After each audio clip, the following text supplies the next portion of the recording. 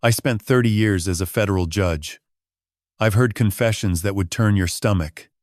But nothing prepared me for what I found buried under my own garage floor. Or who put it there? My son. The same boy I taught to throw a football.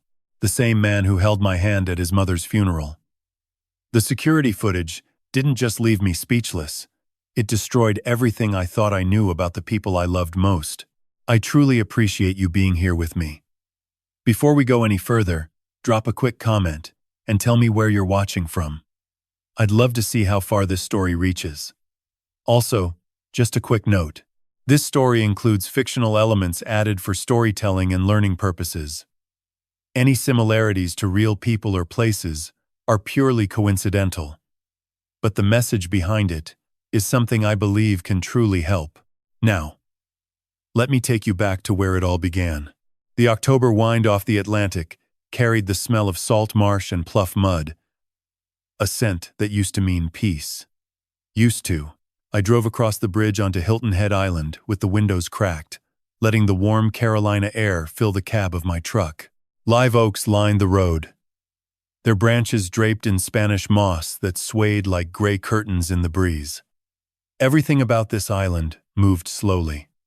The tides, the herons standing in the shallows, the way the sunlight filtered through the canopy and scattered gold across the pavement. Elaine would have loved this drive. She always said October in the Low Country was God whispering instead of shouting. 2 years since Elaine passed, and I still wasn't used to the silence. Not the island silence, that I could handle. I meant the silence inside the truck. The passenger seat where she used to sit with her feet tucked under her, humming some old hymn I could never quite name. The absence of her voice saying, "Slow down, Henry. You're missing the view." I wasn't missing the view. I was drowning in it. I'd driven down from Charleston that morning, telling myself it was time to check on the property. Hurricane season had been rough. A house left unattended on a barrier island could fall apart fast. Roof leaks, moisture damage, palmetto bugs building civilizations in the bathroom. Practical reasons. A retired judge's reasons. But the truth sat heavier in my chest than any verdict I'd ever delivered. I needed to be somewhere that still remembered her. Somewhere I could almost smell her perfume in the curtains and hear her laughter drifting from the kitchen. The house sat at the end of a crushed-shell driveway, set back from the road behind a row of wax myrtles. Low country style. Raised foundation, wraparound porch, tin roof gone green with patina. Elaine had picked this place out 23 years ago, back when we were still young enough to believe retirement was something that happened to other people. She'd stood on the porch that first day, hands on her hips, and said, "This is it, Henry. This is where we're going to grow old." We did grow old here. She just didn't get to finish. I parked the truck and sat for a moment, staring at the front door. The paint was peeling. A shutter hung crooked on the second floor. The garden bed along the porch, where Elaine had planted camellias every spring, was choked with weeds. I made a mental note. Fix the shutter. Paint the door. Pull the weeds. The kind of list a man makes when he doesn't want to think about why he's really here. I grabbed my duffel bag, climbed the porch steps, and unlocked the front door. The hinges groaned. Inside, the air was thick and still, heavy with dust, and the faint ghost of cedar from the closets. Furniture sat under white sheets like sleeping figures. The stone fireplace on the far wall was cold and dark. Overhead, the cypress beams hadn't sagged. No water stains on the ceiling. The hardwood floors creaked under my boots the way they always had. Familiar and tired. I set my bag down and walked through the rooms one by one. Kitchen, fine. Bathrooms, fine. Bedrooms upstairs, musty but intact. No raccoons, no storm damage, no surprises. So far, so good. I came back downstairs, poured myself a glass of water from the tap, and headed out the side door toward the garage. The garage was detached, connected to the house by a covered breezeway. It was an old structure, built in the 1960s, long before we bought the property.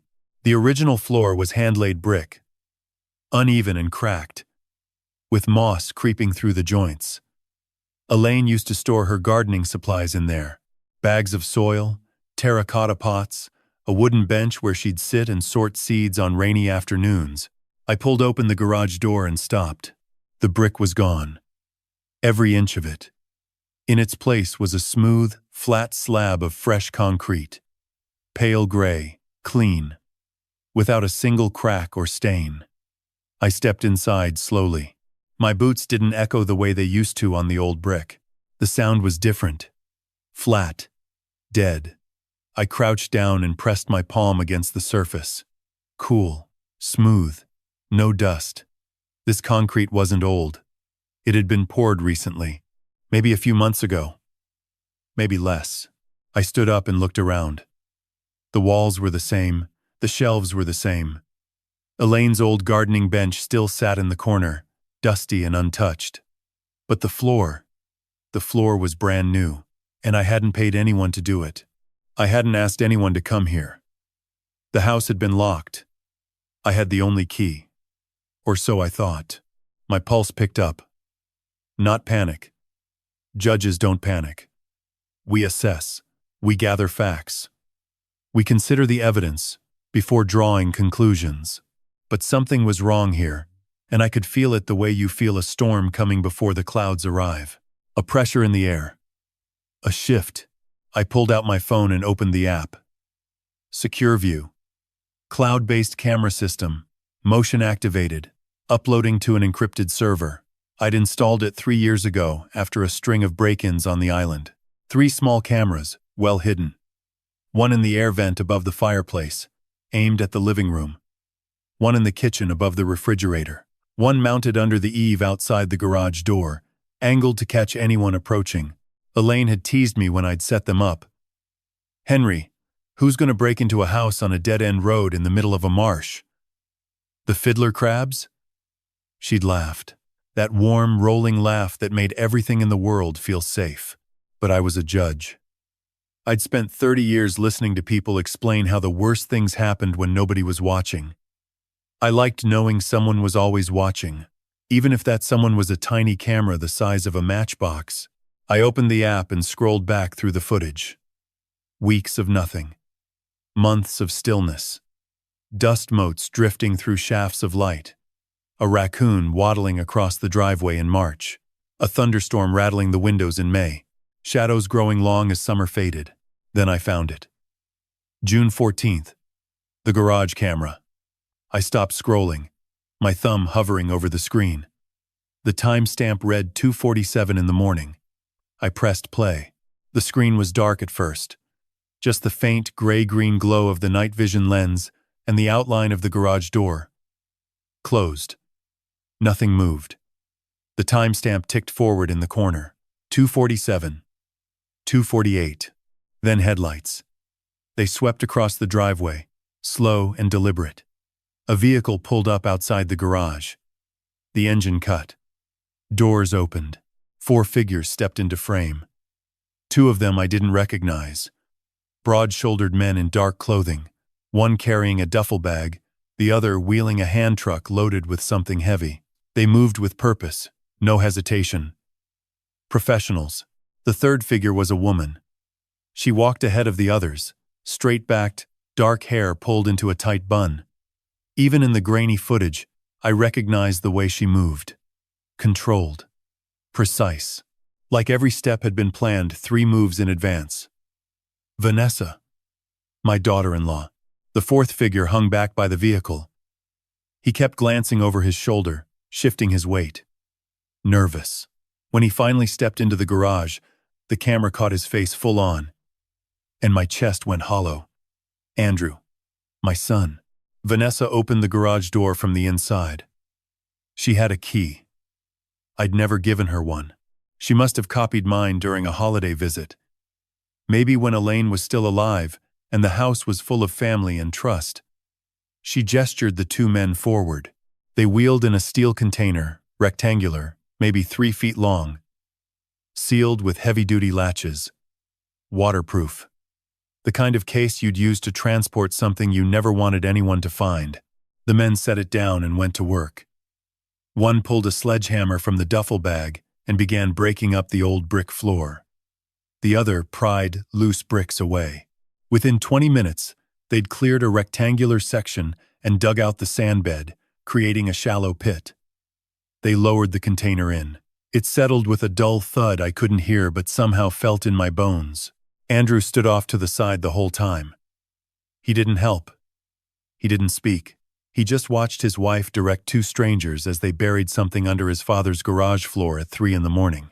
At one point, he looked directly at the container in the hole, and even through the low-resolution footage, I could see his jaw tighten. He knew what was in that box, and whatever it was, it scared him. Vanessa wasn't scared. Not even close. She watched the men mix concrete in a portable mixer, pour it into the pit, spread it level across the entire floor to blend the patch seamlessly. Professional work. If I hadn't seen the footage, I never would have known the brick had been touched. They finished just before 5. The two men loaded their equipment and drove away. Andrew followed, walking quickly without looking back. But Vanessa stayed. She stood alone in the garage, scanning the walls, the shelves, the ceiling. Her eyes moved slowly, methodically, like she was checking for something she hoped wasn't there. Her gaze swept past the eave where the camera was mounted. For half a second, her eyes seemed to pause. Then she turned and walked out. The footage ended. Timestamp: 5:11 in the morning. I stood in the living room, phone in my hand, unable to move. The house was silent. Outside, a night heron called across the marsh, sharp and lonely. My son. The same kid who used to fall asleep on my chest while I read him stories about knights and castles. The same boy who cried when his goldfish died and insisted we hold a funeral in the backyard with a shoebox coffin and flowers. The same man who'd stood beside me at Elaine's funeral, his arm around my shoulders, whispering, "We'll get through this, Dad." Together.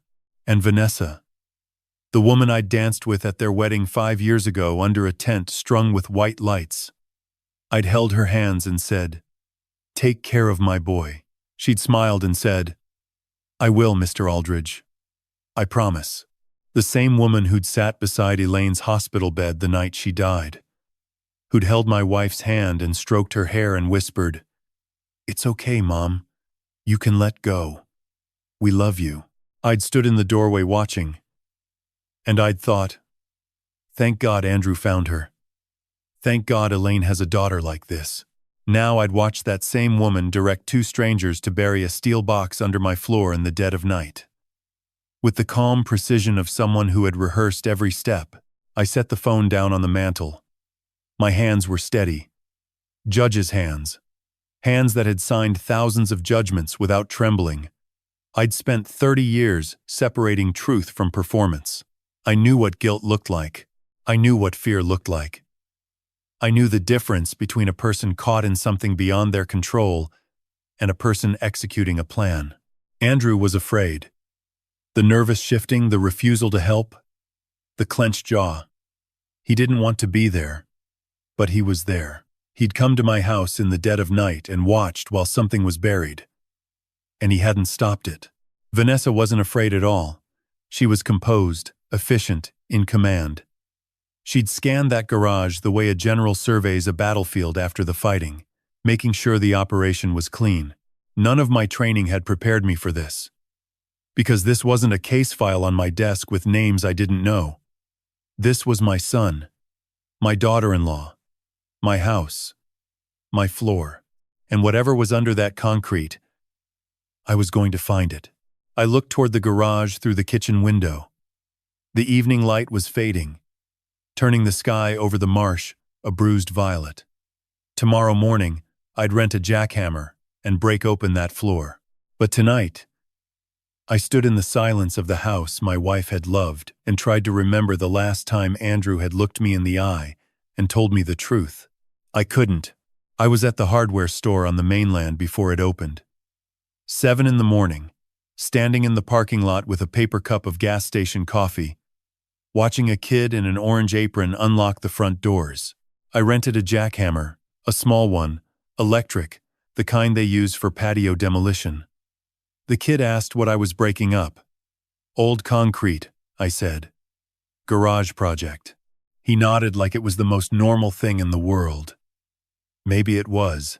Maybe people broke open their garage floors every day for perfectly innocent reasons. I wasn't one of those people. The drive back to Hilton Head took 40 minutes. I spent every one of them thinking about what I'd seen on that footage. Vanessa's steady hands. Andrew's clenched jaw.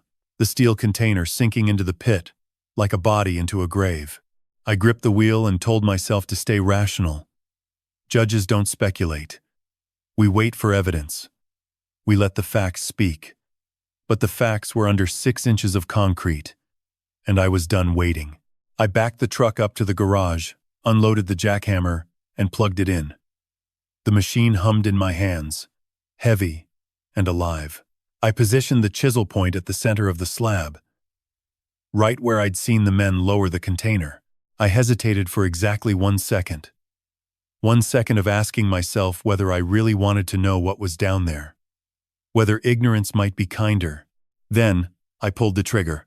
The jackhammer bit into the concrete with a sound like a gunshot. Dust exploded upward, white and chalky, catching the morning light that streamed through the open garage door. I felt the vibration in my teeth, in my shoulders, in the old bones of my hands. 66 years old, and every impact rattled through me like a small earthquake. But I kept going. Crack after crack after crack. The slab split into jagged slabs, then chunks, then rubble. Sweat ran down my back. My arms burned. I stopped twice to catch my breath, leaning against the wall, chest heaving. After 30 minutes, I hit something solid. Not concrete. Metal. I set the jackhammer aside and knelt down, brushing debris away with my bare hands. The top of the container emerged from the rubble like a coffin lid, dull gray steel. Rubberized edges. Exactly what I'd seen on the footage. Heavy-duty latches on the front, the kind you'd find on military-grade equipment cases. I cleared enough concrete to grip the edges and pulled. It didn't budge. I dug around the sides, loosened more rubble, and tried again. This time it shifted. I braced my feet and hauled it free. It was heavier than I'd expected. 40 pounds, maybe 50.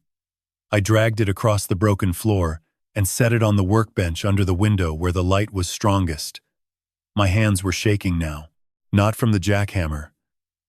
From something else entirely. I flipped the latches. They released with a sharp click. The lid opened with a faint hiss, like it had been vacuum sealed. Inside, everything was neatly organized. An external hard drive, matte black, about the size of a paperback novel, 3 USB drives in individual plastic sleeves.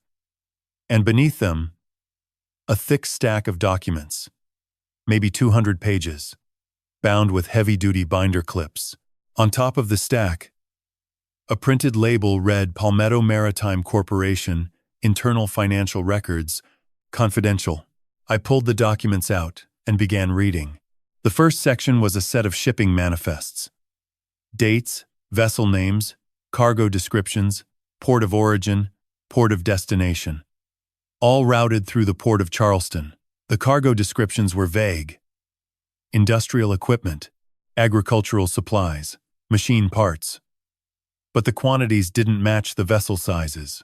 A container ship carrying 600 tons of machine parts didn't need 14 separate billing invoices from 14 different shell companies in Panama and Belize. That was layering. Classic money laundering structure. I'd seen it a dozen times in cases that came through my courtroom. I turned the page. Financial statements. Revenue reports showing Palmetto Maritime earning $47 million in the last fiscal year, but the expense breakdowns didn't add up. Consulting fees paid to companies that had no web presence, no physical address, no employees. Transfer records to offshore accounts in the Cayman Islands, the British Virgin Islands, Belize. Millions of dollars cycling through a maze of shell companies designed to hide where the money came from and where it went. Then I found the contracts. Government contracts. Palmetto Maritime had secured 3 major shipping agreements with the United States military for supply chain logistics along the southeastern seaboard. Bid documents showed Palmetto consistently undercutting competitors by margins that didn't make financial sense unless someone on the inside was feeding them information. Unless someone was rigging the bids. And there, in the margin of one of the bid documents, a handwritten note in blue ink. Caldwell confirmed. Green light. Senator James Caldwell. I knew the name. Everyone in South Carolina politics knew the name. Senior senator, 22 years in office, chairman of the Armed Services Subcommittee on Logistics and Procurement. The man who controlled which companies got military shipping contracts along the coast. I'd met him once at a judicial conference in Columbia, shaken his hand, exchanged pleasantries. He'd seemed polished, confident. The kind of man who'd been in power so long he'd forgotten what it felt like not to be. His name was in these documents. Connected to rigged bids. Connected to Palmetto Maritime. Connected to my son. I kept reading. Page after page. Invoices for services never rendered. Payments to numbered accounts. Internal memos discussing managing relationships and ensuring favorable outcomes. Euphemisms.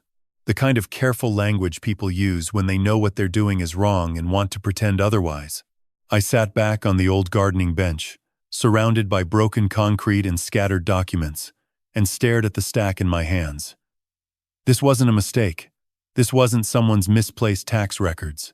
This was evidence, meticulously compiled. Deliberately hidden evidence of money laundering, bid rigging, bribery, and fraud on a federal scale. And my son's name appeared on every third page. Not as a whistleblower, not as a concerned employee, as the chief financial officer who had designed the financial architecture that made all of it possible. I spread the documents across the living room floor. Every page, every invoice, every memo, laid out in rows like a prosecutor's exhibit board. The hard drive and USB drives sat on the coffee table. I didn't have the equipment to read them here, but the paper trail alone was enough to put people in prison for decades. I reached for my phone and scrolled to Andrew's number. My thumb hovered over the call button. Elaine's voice drifted through my memory. Soft and certain. He's your son. Henry. Whatever he's done, he's still your son. He was my son. But he was also, according to these documents, a man who had helped launder over $30 million through the port of Charleston for people who made other people disappear. I pressed call. He picked up on the third ring. His voice was tight, wary, the way people sound when they already know why you're calling. Dad. Hey. What's up? I'm at the island house, I said. Silence. 2 full seconds. In a courtroom, 2 seconds of silence after a direct statement is a lifetime. It means the witness is calculating. Oh, Andrew said. I didn't know you were heading down there. Is everything okay? I found the box, Andrew. The silence that followed was different. Heavier. I could hear him breathing, shallow and fast, like a man who'd just been told the jury was coming back early. When he spoke again, his voice had changed. The casual tone was gone. What replaced it was something raw. Dad. Listen to me. Please. I'm listening. You need to put it back. His words came fast now, tumbling. You need to put everything back in the ground and pour new concrete over it and pretend you never saw it. Please. Dad. I'm begging you. Tell me what's in the box. You already know. You read the documents. I want to hear it from you. Another pause. I heard something that sounded like a door closing, like he was moving to a room where he couldn't be overheard. When he came back, his voice was barely above a whisper. Palmetto Maritime. I work for them. You know that. Victor Salinas, the CEO. He's been running a laundering operation through the port for years. Foreign money, shell accounts, rigged government contracts. I found out 18 months ago when I was doing an internal audit. The numbers didn't add up. I started digging. And Dad, what I found. He stopped. Swallowed. These aren't businessmen. They're criminals. Real criminals. The kind who make problems go away. What kind of problems?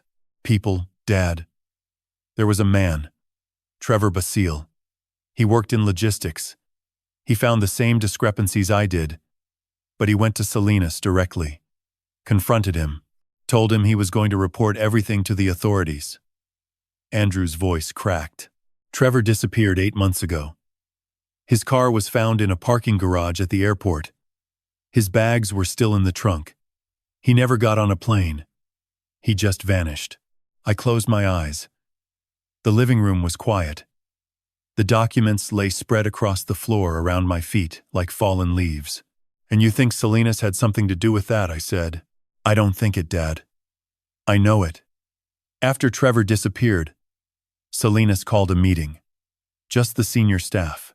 He stood at the head of the table and said, "Loyalty is everything in this company. Disloyalty has consequences." He looked right at me when he said it. "So you made copies of the evidence?" I had to. Insurance. If something happened to me, I needed proof of what they'd done, but I couldn't keep it at my house. I couldn't keep it at the office. Salinas has people everywhere. They monitor emails, phones, everything. I needed somewhere safe. Somewhere nobody would think to look. My house. I'm sorry, Dad. I'm so sorry. We should have asked. We should have told you. But we didn't want to drag you into this.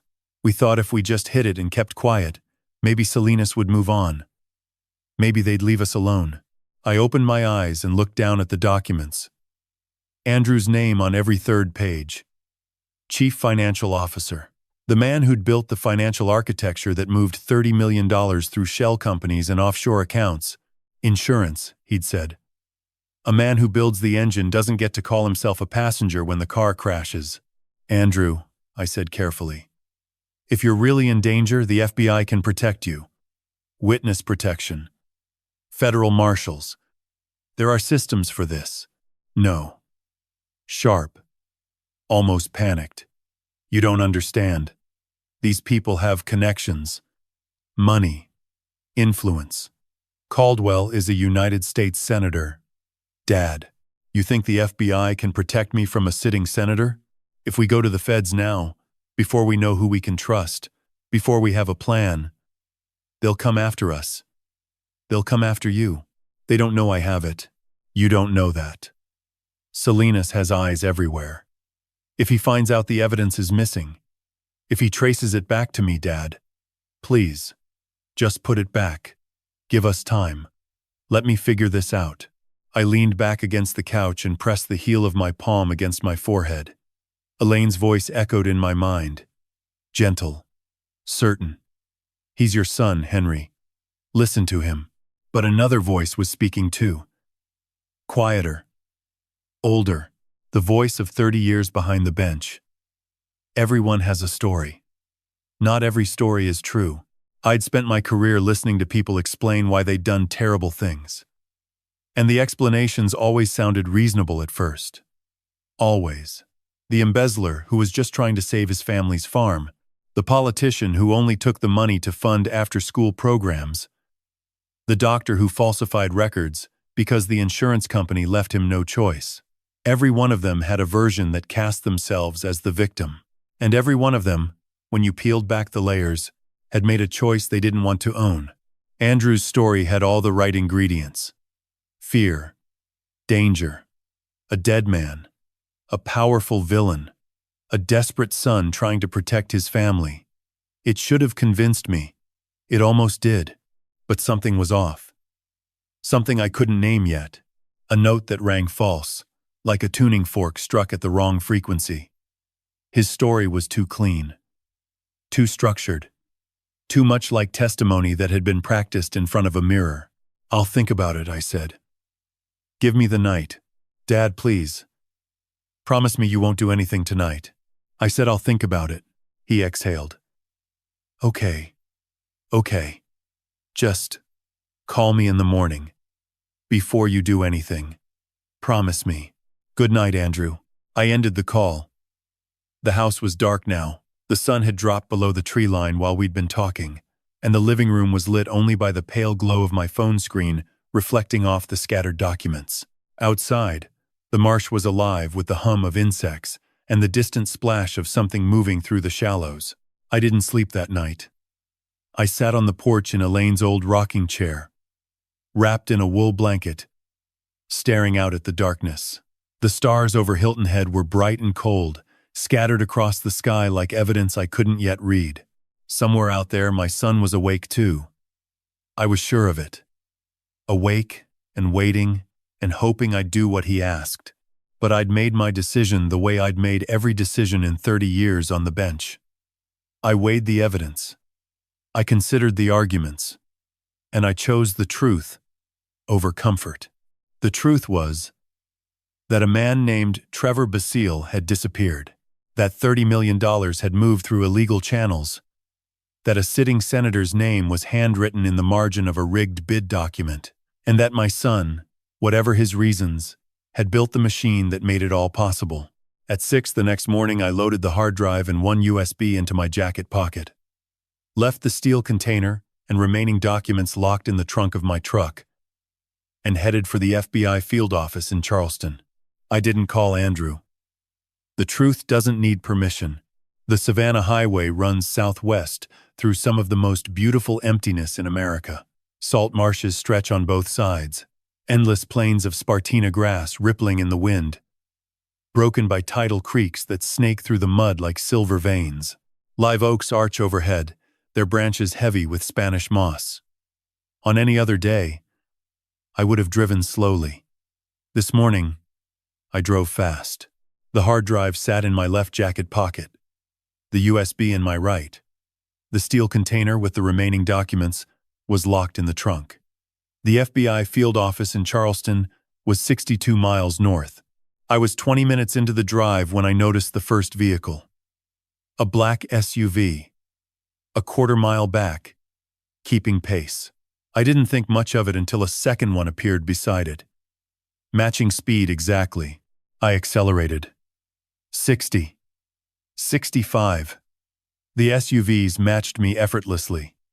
They closed the distance with no hurry, just a steady, relentless narrowing of the gap. The highway was 2 lanes, marsh on both sides. No exits for 8 miles. No houses. No gas stations. The lead SUV pulled into the oncoming lane, surged past me, and cut hard across both lanes. The second closed up behind. I slammed the brakes. The truck skidded and stopped 15 feet from the lead vehicle. 3 men stepped out. Dark suits. Sunglasses. Despite the early hour. One walked toward my truck and tapped the glass with one knuckle. "Judge Aldridge." "Not a question. Step out. We need to talk." I didn't roll down the window. "I don't know who you are. We know what you have. The documents. Mr. Salinas would like them returned." Salinas. They'd been watching. They knew I'd found the evidence, which meant either they'd been monitoring the house or someone had told them.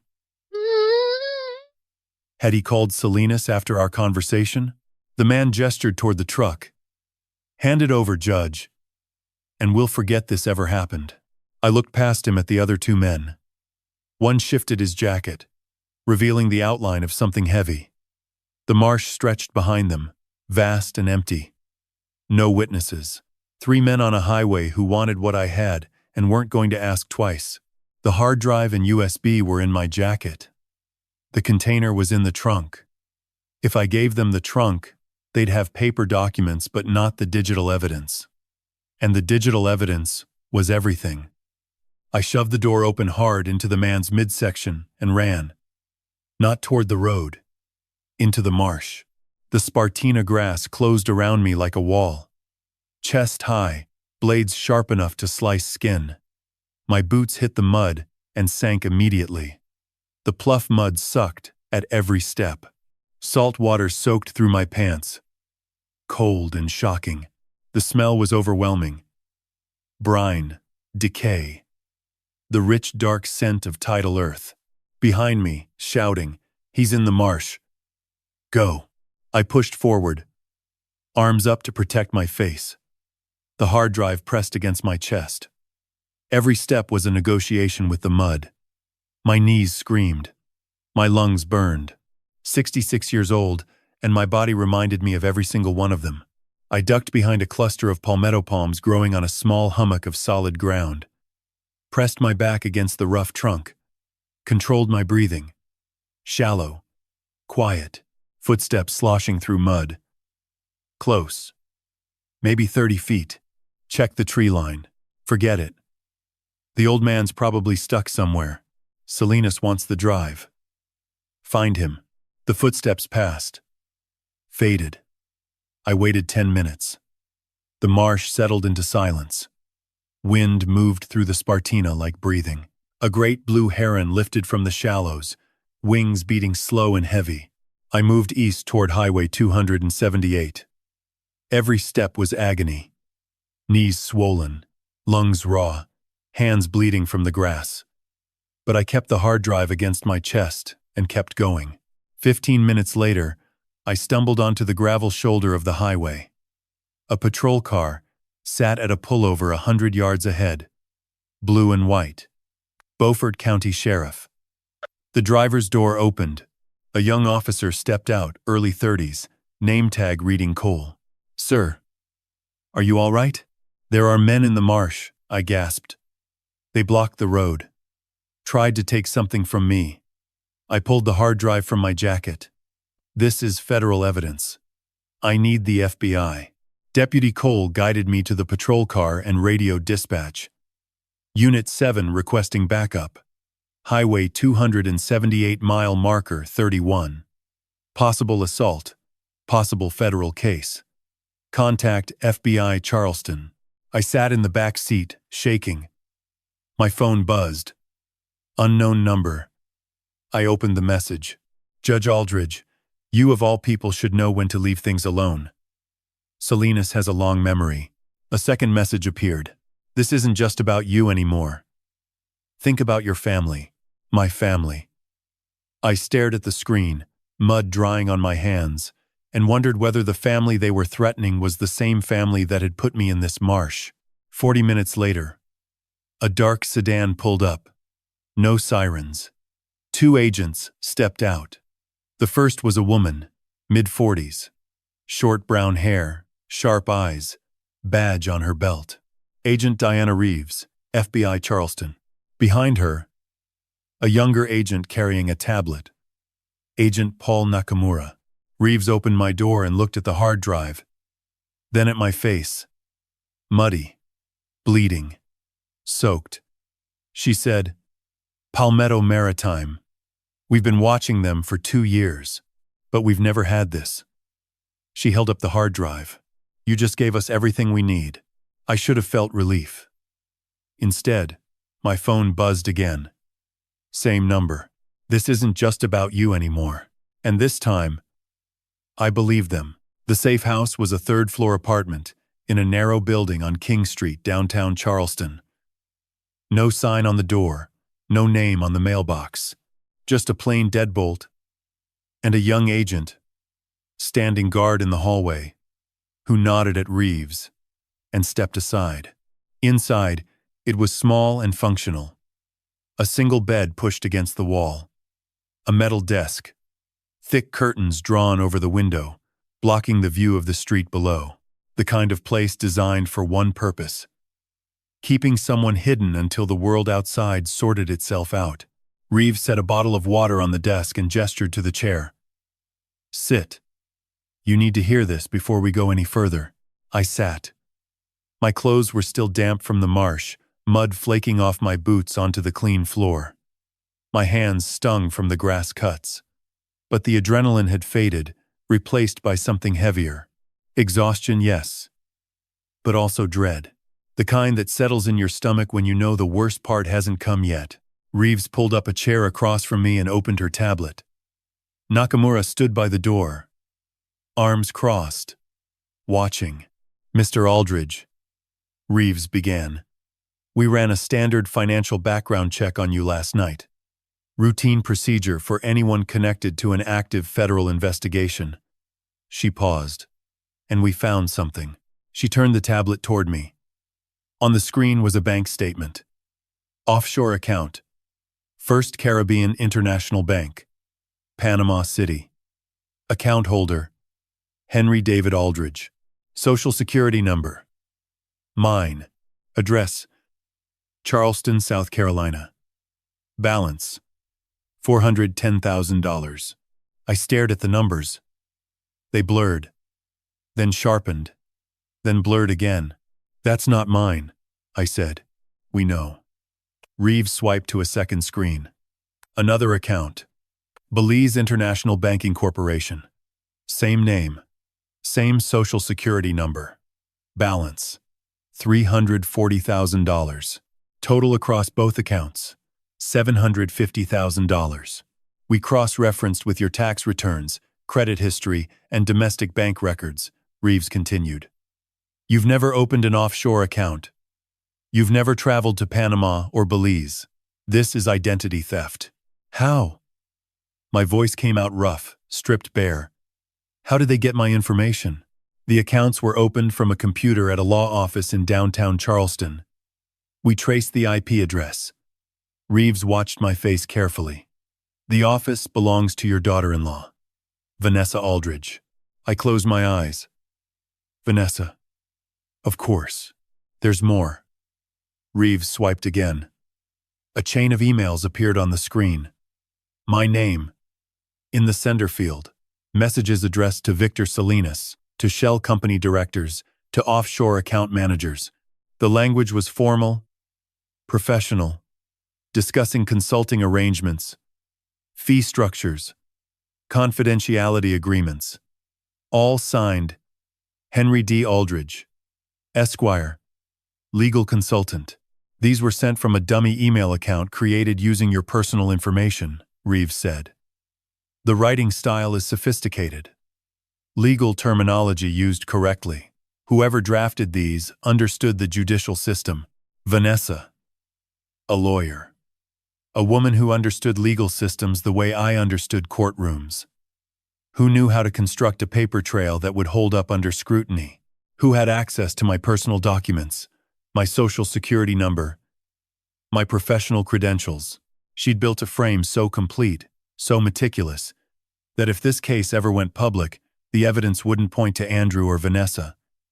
It would point to me, Henry Aldridge. Retired federal judge. Secret consultant to a criminal enterprise. 30 years of public service. Hundreds of cases. A reputation built brick by brick over a lifetime.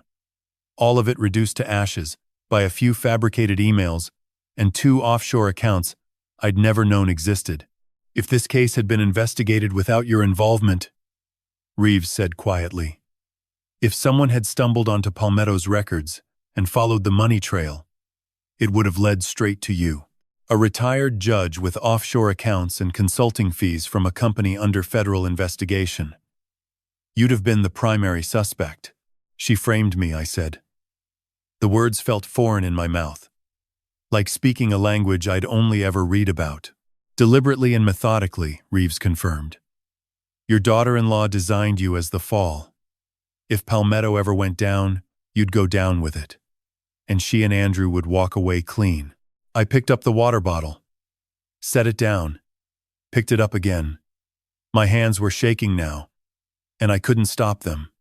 Not from the cold, not from exhaustion. No, from the slow, sickening realization that the people I'd trusted most in the world had been building a trap around me, and I'd never seen it. I thought about last Thanksgiving. Vanessa had cooked shrimp and grits, pecan pie, sweet tea on the porch. She'd raised her glass and said, "To family." Andrew had smiled at me across the table. I'd smiled back, and the whole time my name was attached to offshore accounts in Panama and Belize, and fabricated emails were sitting on a server somewhere, waiting to destroy me. What happens now? I asked. We dismantle the frame, Reeves said. We have the IP trace, the timeline, the evidence that these accounts were created without your knowledge. You're not a suspect, Mr. Aldridge. You're a victim. She paused. But there's something else. Your son agreed to come in for questioning. He's here. In the building. My stomach dropped. Here? Downstairs. Interview room. He arrived an hour ago. Voluntarily. Reeves stood and closed the tablet. We'd like you to observe. You won't be in the room. Just behind the glass. But given your experience reading testimony, your perspective might help us understand what he's hiding. What he's hiding. Not whether he's hiding something. What? Even the FBI knew Andrew was lying. I stood. My legs were stiff, my knees swollen from the marsh. I followed Reeves down a narrow hallway, through a locked door, and into a small observation room. Dim lighting. A single overhead lamp, and there, through the one-way mirror, my son sat at a metal table, hands folded, eyes red. He looked like a man rehearsing his lines, and I was about to become his audience. Through the glass, Andrew sat with his hands folded on the metal table. He was wearing a blue button-down, wrinkled, like he'd slept in it. His hair was uncombed. Dark circles under his eyes. He looked exhausted, frightened, smaller than I remembered. The kind of image designed to make you feel sorry for someone before they've said a word. I'd seen it 1,000 times from the bench. The defendant who shows up in a rumpled suit instead of his usual tailored one. The witness who forgets to shave. The subtle performance of vulnerability. It didn't always mean they were lying, but it meant they were aware of how they looked. And that awareness, that calculation, was the first thing I noticed. Agent Nakamura entered the interview room and sat across from Andrew.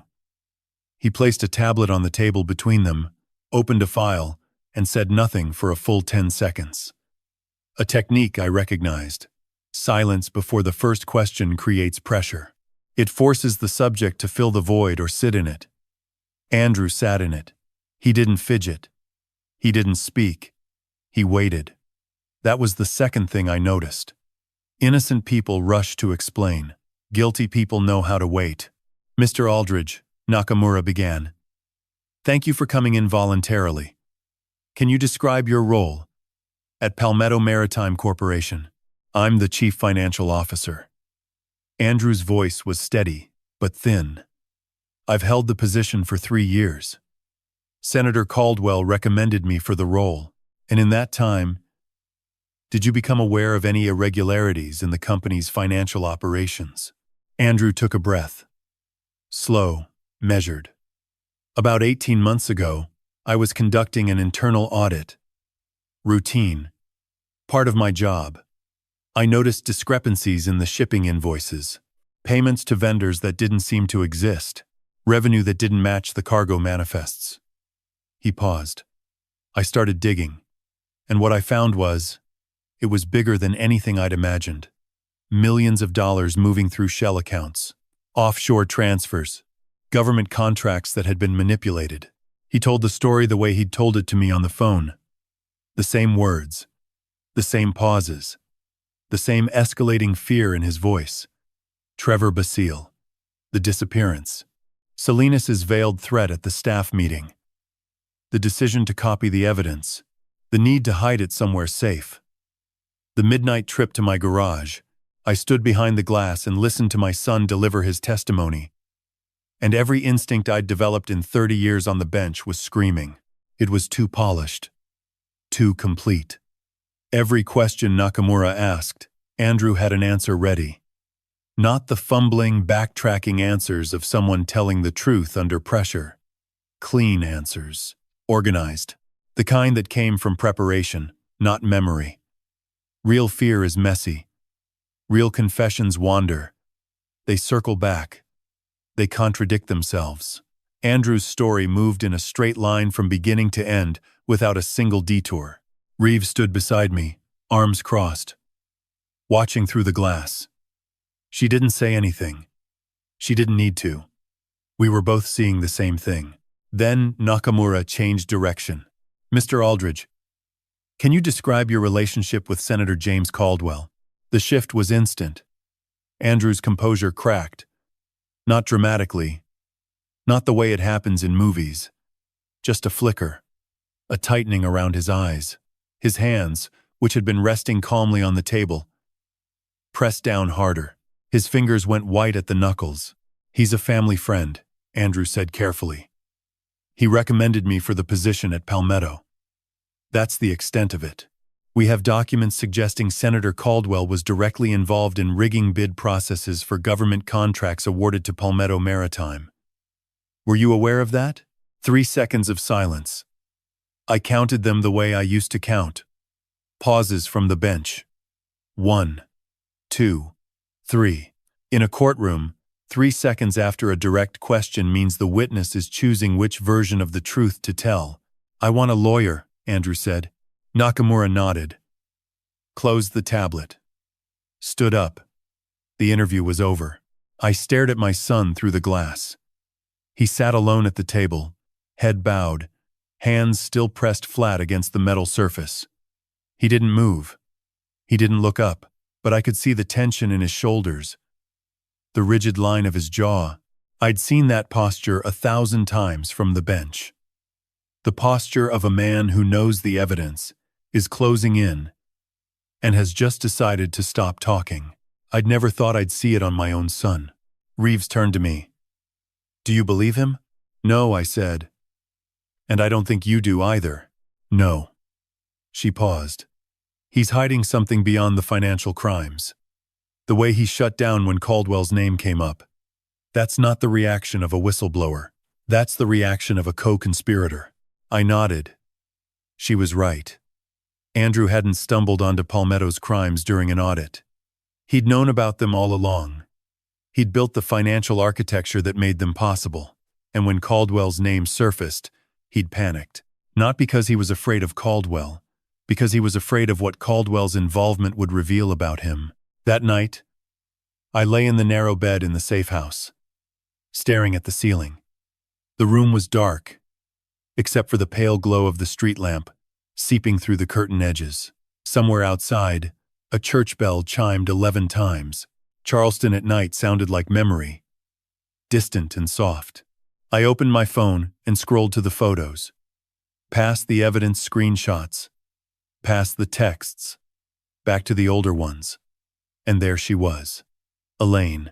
The photo was from 3 years ago, summer, in the kitchen of the island house. She was standing at the stove, stirring a pot of she-crab soup, her apron dusted with flour, her hair pinned up loosely. She was half turned toward the camera, smiling. One hand raised, beckoning. "Taste this, Henry.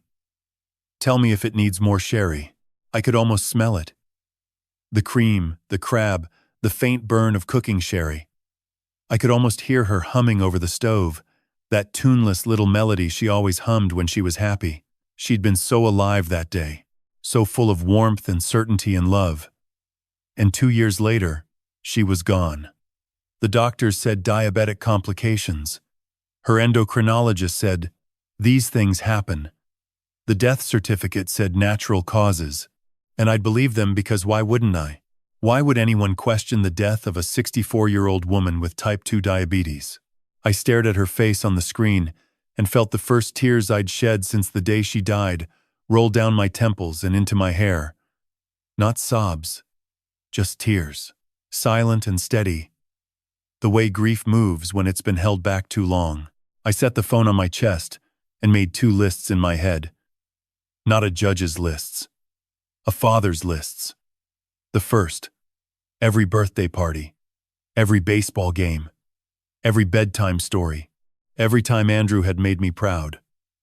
The second, every lie, every rehearsed answer, every flicker of panic when Caldwell's name came up. The careful performance I'd watched through the glass. The 2 lists didn't balance. In 30 years on the bench, I'd learned one thing. When the evidence doesn't add up, it means you're missing a piece. And the missing piece is always the worst one. The next morning, Agent Reeves knocked on my door at 7. Her expression was tight, controlled, the kind of face someone wears when they're about to deliver bad news they've already decided how to frame. "Your son is missing," she said. I stood in the doorway, still wearing yesterday's clothes, and felt the words land like a stone dropped into still water. Missing.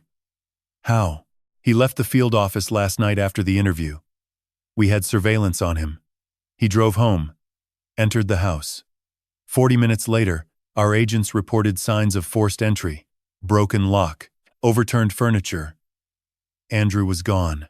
I searched her face for something she wasn't telling me. You think Salinas took him? We're treating it as a credible threat. A beat. We're also considering the possibility that it's staged. She left. The door closed.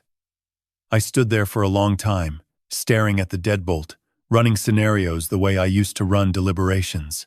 If Salinas had taken Andrew, it meant the evidence was more dangerous than I'd realized. If Andrew had staged it, it meant he was running. Either way, my son was gone, and I was locked in a room on King Street with nothing but questions. My phone buzzed at 9:15. Unknown number. Not the same one as the threatening texts. A different area code. Beaufort. Your son isn't who you think he is. Street Michael's Chapel, Beaufort. 2 this afternoon. Come alone. If you bring the FBI, I walk. I read the message 3 times. Whoever sent it knew about Andrew. Knew I was looking for answers. And they were offering some. The smart thing, the judicial thing, would have been to show the message to Reeves and let the Bureau handle it. But the Bureau had handled Andrew's interview. And my son had walked out and vanished. The Bureau had been watching Palmetto for 2 years and had nothing to show for it until I'd handed them a box from under my garage floor. I was done waiting for other people to find the truth. The bathroom window was small. I was smaller than I used to be. 66 and lean. All the weight I'd carried in my 50s worn away by grief and sleepless nights. I jimmied the latch, pushed the window open, and looked down. 3rd floor, maybe 25 feet to the ground. A narrow awning over the side entrance below. I took a breath, gripped the frame, and climbed out. The awning held. Barely. I hung by my fingertips, swung once, and dropped to the sidewalk. My knees buckled on impact, but I stayed upright. I walked quickly through the historic district, head down, and called a car service from my phone. 10 minutes later, I was heading south on Highway 21 toward Beaufort. The drive took 45 minutes. I spent it thinking about Elaine, about the last year of her life, how she'd started getting tired. Little things, at first. She'd sit down after climbing the stairs, breathing hard. Her blood sugar would spike and crash unpredictably. The endocrinologist adjusted her insulin, then adjusted it again. She'd wake up in the middle of the night confused and frightened. Henry, I don't feel right. Something's wrong. I'd held her hand and told her it was the diabetes. That we'd manage it. That she'd be fine. She wasn't fine. Street Michael's Chapel sat on a quiet street in Beaufort's historic district. Red brick, white steeple, stained glass windows that caught the afternoon light and scattered it into colors across the wooden pews. It was empty when I walked in. The door creaked. My footsteps echoed on the stone floor. The air smelled of candle wax and old wood. A man sat in the last pew, near the back wall. Late 50s, salt and pepper hair, unshaven, wearing a wrinkled khaki jacket. He looked like he hadn't slept in days. His eyes were red-rimmed but sharp. Alert. He stood when he saw me, Judge Aldridge. His voice was low, southern, careful. I'm Raymond Cross. I used to be director of operations at Palmetto Maritime, until I asked the wrong questions and Victor Salinas decided I was a liability. You sent the message. I did. Sit down. Please. I didn't sit. Tell me about my son. Cross rubbed his jaw. Your son isn't a victim, Judge. He wasn't some innocent accountant who stumbled onto fraud during an audit. Andrew knew about the laundering operation from day one. He helped design it. The shell companies, the offshore routing, the invoice layering. That was his architecture. Salinas provided the money. Caldwell provided the political cover. Andrew built the machine that made it all work. And Caldwell promised Andrew a future, a political career, state legislature first, then a congressional run. Caldwell was grooming him. Your son didn't hide that evidence in your garage to protect himself from Salinas. He hid it as leverage. Insurance against Caldwell in case the senator ever decided Andrew was expendable. I felt the stone floor shift under my feet. Not physically. Something deeper. The architecture of everything I'd believed about my son, rearranging itself into a shape I didn't recognize. Cross reached into his jacket and pulled out a USB drive. Emails between Andrew and Caldwell. Going back 3 years. Strategy discussions, payment schedules, political planning. Your son was a willing participant from the beginning. I took the drive. It was warm from his pocket. Small. Light. Holding enough evidence to put my son away for decades. There's something else, Cross said. He looked at me for a long moment.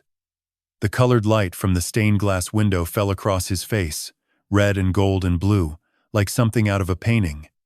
When he spoke again, his voice was quieter. Your daughter-in-law, Vanessa. Before she went to law school, she spent 2 years in medical school. Georgetown. She dropped out after the 2nd year, but she completed her pharmacology rotations. He paused. She learned enough. Enough for what? Cross held my gaze. Enough to know how insulin works. 6 words. 6 words. And the chapel went silent. The candle flames stopped flickering. The dust motes froze in the colored light. Everything stopped except my heart, which was suddenly beating so hard I could feel it in my teeth. Insulin. Elaine had been on insulin for 12 years. Type 2 diabetes, managed daily. She'd injected it every morning and every evening. A routine so familiar, it was invisible. And in the last year of her life, the dosage had been adjusted repeatedly because her levels kept destabilizing. The endocrinologist had been puzzled. These fluctuations aren't typical, he'd said, but diabetes can be unpredictable. Unpredictable. Or manipulated. Vanessa had visited Elaine 3 or 4 times a week during that last year. She'd bring groceries, cook meals, help with the insulin injections when Elaine's hands were too shaky. Let me do it, Mom. You just rest. And Elaine, trusting, grateful, had let her, had smiled and said, What would I do without you, sweetheart? I stood in that chapel, stained glass light falling across my shoulders, and felt every memory of Elaine's last year rearrange itself. The fatigue, the confusion, the nighttime episodes, the slow, steady decline that the doctors had attributed to diabetes progression. What if it wasn't progression? What if someone had been adjusting the dosage, increasing it gradually, imperceptibly, over months? What if Elaine hadn't died of diabetic complications at all? Cross was watching me. I don't have proof, he said quietly. Just suspicions. But I thought you deserved to know. I walked out of that chapel into the October sunlight, and the world looked different. The Spanish moss hanging from the oaks looked like funeral veils. The salt breeze smelled like medicine, and somewhere in the back of my mind, I heard Elaine's voice from 3 years ago. Confused and frightened in the middle of the night. Henry, I don't feel right. Something's wrong. She'd been right. Something was very wrong. And I was about to find out exactly what. I didn't go back to the safe house. I couldn't sit in that room and wait for someone else to find the answers that were already forming in my head like a verdict I didn't want to deliver. Cross had given me a direction. Vanessa's office. If there was proof of what she'd done to Elaine, it would be there. Vanessa was meticulous. She kept records of everything. It was what made her a good lawyer. It was also, I suspected, what would destroy her. Her law office was on Broad Street, downtown Charleston.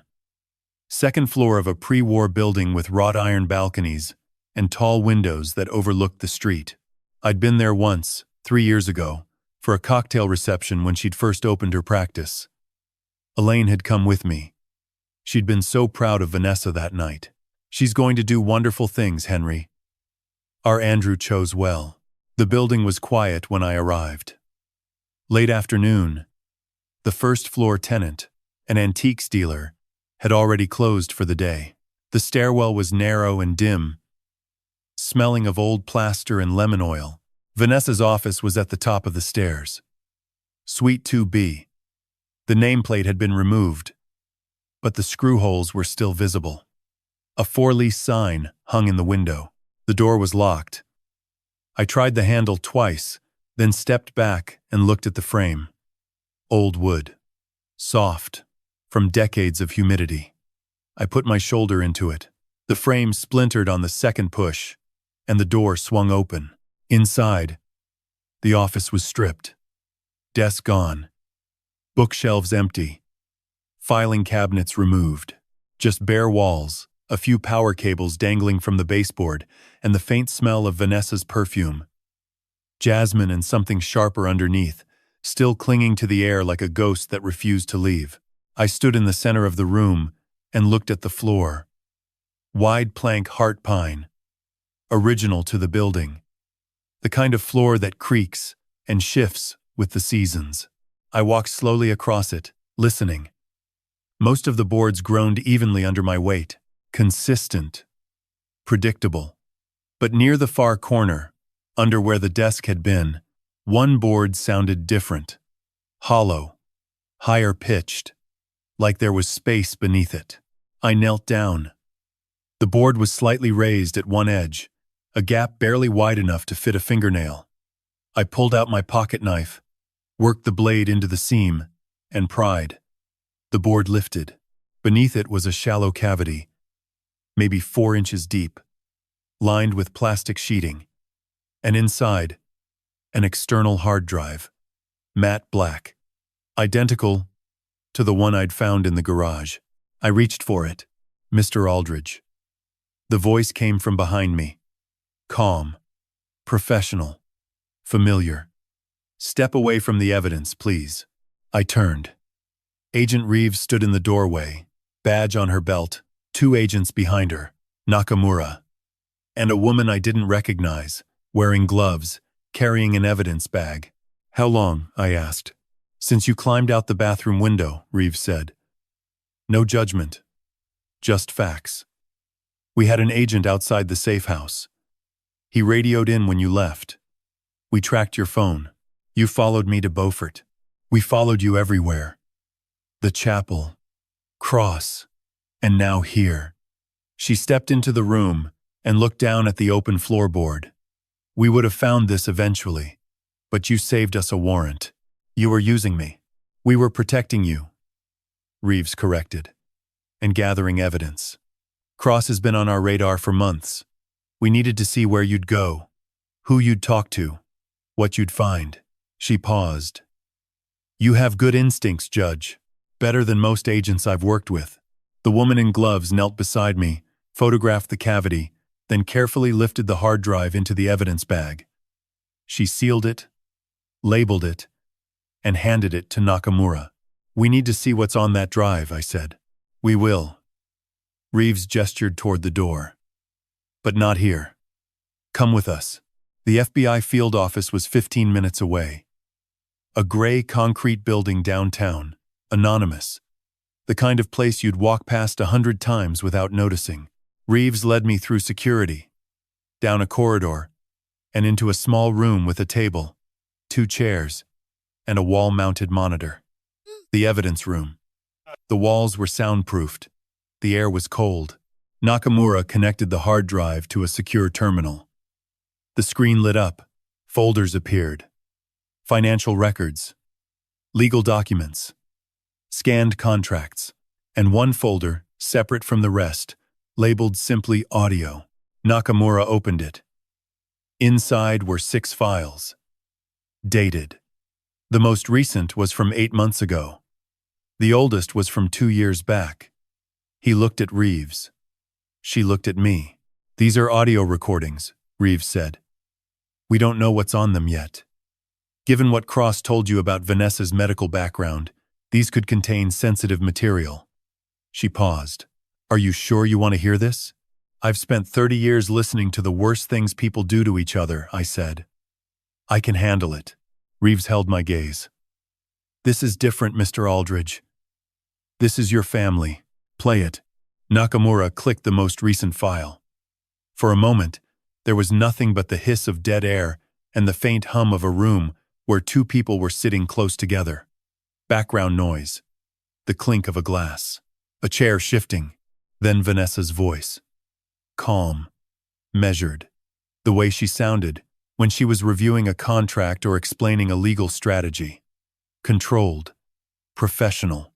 Completely. Without emotion. Your mother was asking questions. She found the bank statements on your desk. She was going to call the FBI herself. Silence. I leaned forward. The room was cold, but I was sweating. My hands gripped the edge of the table. More silence. 1 second.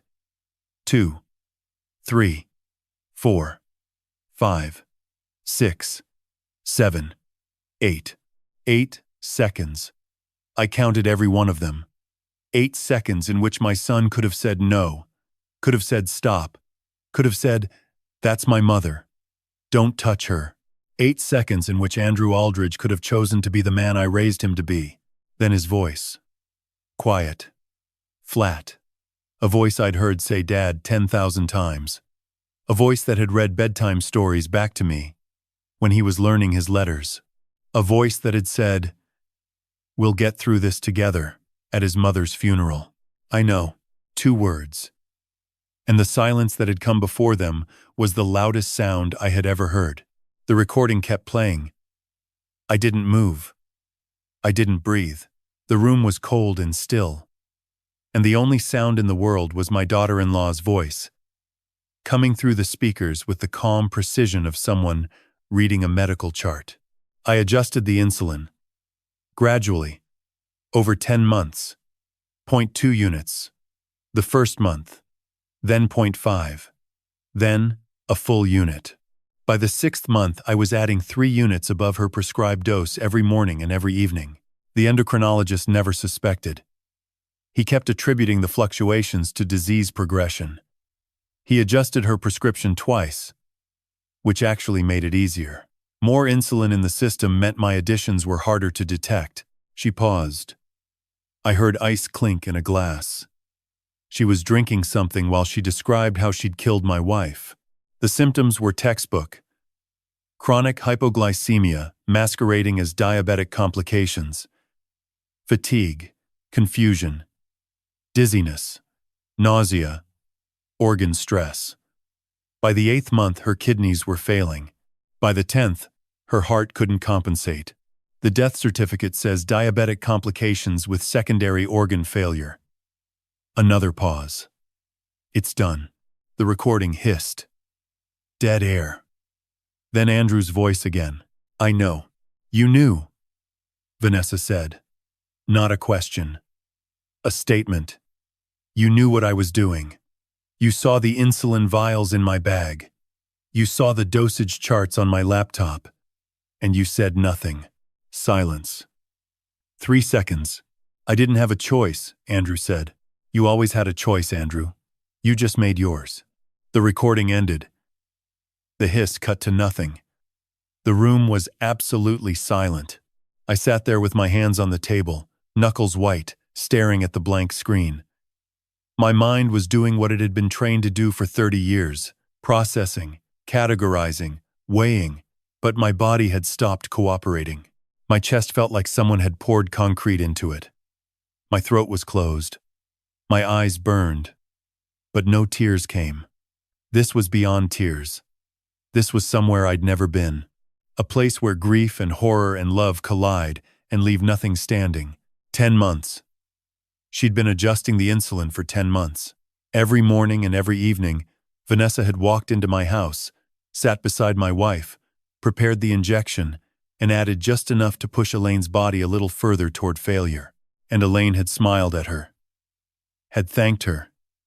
Had said, "What would I do without you, sweetheart?" Had trusted her with the needle the way she'd trusted her with everything else. And Andrew had known. Not after. Not later. During. He'd seen the vials. He'd seen the charts. He'd watched his mother deteriorate over 10 months and said nothing. Done nothing. Chosen nothing. His 8 seconds of silence on that recording wasn't a moment of weakness. It was a summary of his entire participation. He hadn't pulled the trigger. He'd just watched while someone else did and decided it wasn't his problem. 8 seconds. That's how long it took my son to decide my wife's life was worth less than his career. Reeves turned off the monitor. The screen went black. She sat across from me, hands folded, and waited. She'd done this before. Sat with someone after they'd heard the worst thing they'd ever hear. She knew there was nothing to say. She just waited. "There's more," she said finally, quietly, like she was sorry for what she was about to add to the weight I was already carrying. I looked up. 3 months ago, Vanessa took out a life insurance policy on you. $2.8 million. She forged your signature on the application. You're listed as the insured. She's the sole beneficiary. The number hung in the air. 2.8 million. We found planning documents on the hard drive, Reeves continued. Text messages between Vanessa and Andrew discussing an accident. A boating accident. Specifically, off Hilton Head. You fish alone on your boat most weekends when you're on the island. The plan was to stage a drowning. Make it look like you fell overboard in rough water. No witnesses. Body recovered days later. Natural causes. Accidental death. She paused. The timeline suggests they were planning to execute within the next 2 months. 2 months. If I hadn't driven down to check on the house. If I hadn't noticed the concrete. If I hadn't remembered the cameras. In 2 months, I would have gone fishing alone on a Saturday morning, and I wouldn't have come back. There's one more thing, Reeves said. Her voice was even softer now. Trevor Basile, the Palmetto employee who disappeared 8 months ago. We've confirmed his death. His remains were recovered from a construction site in North Charleston 3 days ago. Salinas ordered it. But the financial records show Andrew processed the payment to the men who carried it out. $40,000, routed through a shell account your son controlled.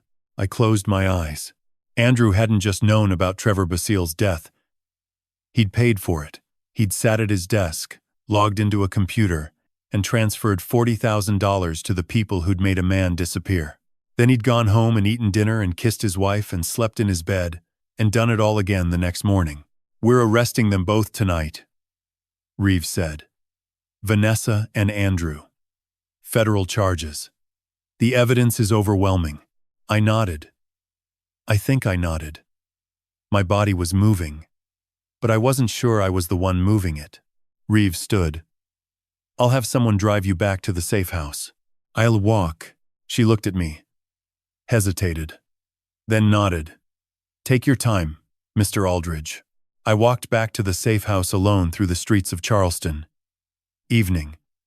The gas lamps on King Street were lit, casting warm pools of light on the cobblestones. Couples walked past, arm in arm. A horse-drawn carriage clip clopped down Meeting Street, the driver telling tourists about the history of the buildings. The city was beautiful, ancient and elegant and indifferent to the fact that my entire life had just been reduced to evidence in a federal case. I climbed the stairs, sat on the edge of the bed, took out my phone. Elaine's face on the screen. The she-crab soup photo. Her smile. Her eyes. The way she'd looked at me across the kitchen like I was the only person in the world. She'd trusted Vanessa. She'd loved her. She'd taken that insulin every morning and every evening. And she'd said thank you. And Vanessa had smiled back and measured the dose and watched my wife die 1 decimal point at a time. I pressed my hand over my mouth and made a sound I'd never made before in my life. Not crying, not screaming. Something deeper. Something that came from a place I didn't know existed inside me. A place where the man I used to be and the man I was becoming met and found they had nothing to say to each other. The letter arrived 4 days later. A single sheet of paper in a federal envelope, postmarked from the detention center on Rivers Avenue. Andrew's handwriting. I recognized it before I opened the seal. The same blocky print he'd used on birthday cards when he was 10. On grocery lists he'd leave on the counter. On the note he'd taped to my dashboard the morning of Elaine's funeral. I'm here, Dad. Whatever you need. This letter was shorter. 5 lines. Dad, I know I don't deserve to see you. But if you come, I'll tell you everything. The whole truth. No more lies. I owe you that. Andrew.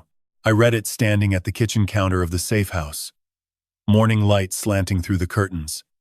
The paper was thin. Standard detention issue. No perfume, no personality. Just ink on cheap pulp. But his handwriting was shaky, not the steady block letters I remembered. These trembled at the edges, like the hand that wrote them couldn't decide whether to press down or pull away. I set the letter on the counter and called Claire. She picked up on the first ring. Uncle Henry. Her voice was warm and immediate, the way it always was. Claire was the daughter of my younger sister, Margaret, who'd passed in 2015. Since then, I'd tried to be whatever Claire needed. An uncle, a stand-in father, a steady voice on the other end of the phone. She was 32 now, living in Beaufort with her husband and 2 young children. She taught 4th grade at a school near the waterfront. She had Margaret's eyes and Elaine's laugh. And sometimes when she called, I forgot for a moment that the 2 women I'd loved most were gone. I got a letter from Andrew, I said. He wants to see me. Silence. Then, carefully. Do you want to see him? I don't know. I think I need to. You don't owe him anything, Uncle Henry. Not after what he did. I know. Then why? I looked out the window at the rooftops of Charleston. Church steeples rose above the tree line, white against the gray October sky. Because I need to hear it from him. Not from recordings. Not from FBI agents. From him. I need to see his face when he tells me the truth. Claire was quiet for a moment. Then go. But go for yourself. Not for him. Thank you, Claire. Call me after. No matter what happens. I will. The federal detention center sat on a flat stretch of road north of the city, surrounded by chain-link fencing and coils of razor wire. I parked in the visitor's lot and sat in the truck for a long time, hands on the wheel, staring at the concrete walls. The building was low and gray, functional, without beauty or pretense. The kind of place that existed for one purpose and didn't apologize for it. I thought about the last time I'd visited a detention facility. 3 years ago, in my capacity as a judge, reviewing conditions for a case involving prisoner treatment. I'd walk those hallways with authority, clipboard in hand, evaluating. Today I was walking in as a father visiting his son. The hallways would look the same. Everything else would be different. Inside, I emptied my pockets. Keys. Phone. Wallet. Passed through the metal detector. Signed the visitor log. A guard in a Navy uniform led me down a corridor that smelled of bleach and recycled air. Fluorescent lights buzzed overhead. Every door we passed was locked. Every window reinforced. I thought about Andrew at 8 years old, running through the front door after school, backpack bouncing, face lit up. Dad, I got an A on my science project. I'd lifted him off the ground and spun him around while Elaine laughed from the kitchen doorway. I thought about Andrew at 16, sitting in the emergency room with a broken arm after a baseball game. I'd driven 90 miles an hour to get there. Sat beside his bed all night. He'd looked at me through the pain medication haze and said, "You didn't have to come, Dad." I'd said, "Yes, I did." I thought about Andrew at his wedding. The tent in Savannah. White lights. Magnolia blossoms on every table. I'd stood beside him before the ceremony, straightening his tie, and he'd said, "I'm nervous, Dad." I'd said, "That's how you know it matters." And then I danced with Vanessa, held her hands, and said the words I couldn't unhear now. Take care of my boy. She'd taken care of him all right. She turned him into someone I didn't recognize. The guard stopped at a steel door. Visiting room 3. He opened it and gestured me inside. Small room, metal table bolted to the floor, 2 plastic chairs, a narrow window near the ceiling covered with steel mesh. The walls were painted a color that wasn't quite white and wasn't quite gray. A color that had given up trying to be anything. I sat down. The chair was cold. The table was cold. Everything in this building was cold. The door on the opposite side opened. Andrew stepped through. Orange jumpsuit. Wrists uncuffed. The guard had removed them at the door. He was thinner than I'd seen him through the one-way glass, maybe 15 pounds lighter. His cheeks were hollow. His eyes, red-rimmed and dark-circled, looked too large for his face. His hair, usually neat and parted, was uncombed and starting to gray at the temples. He was 38 years old and looked 50. He sat down across from me. His hands rested on the table, palms down. They were shaking.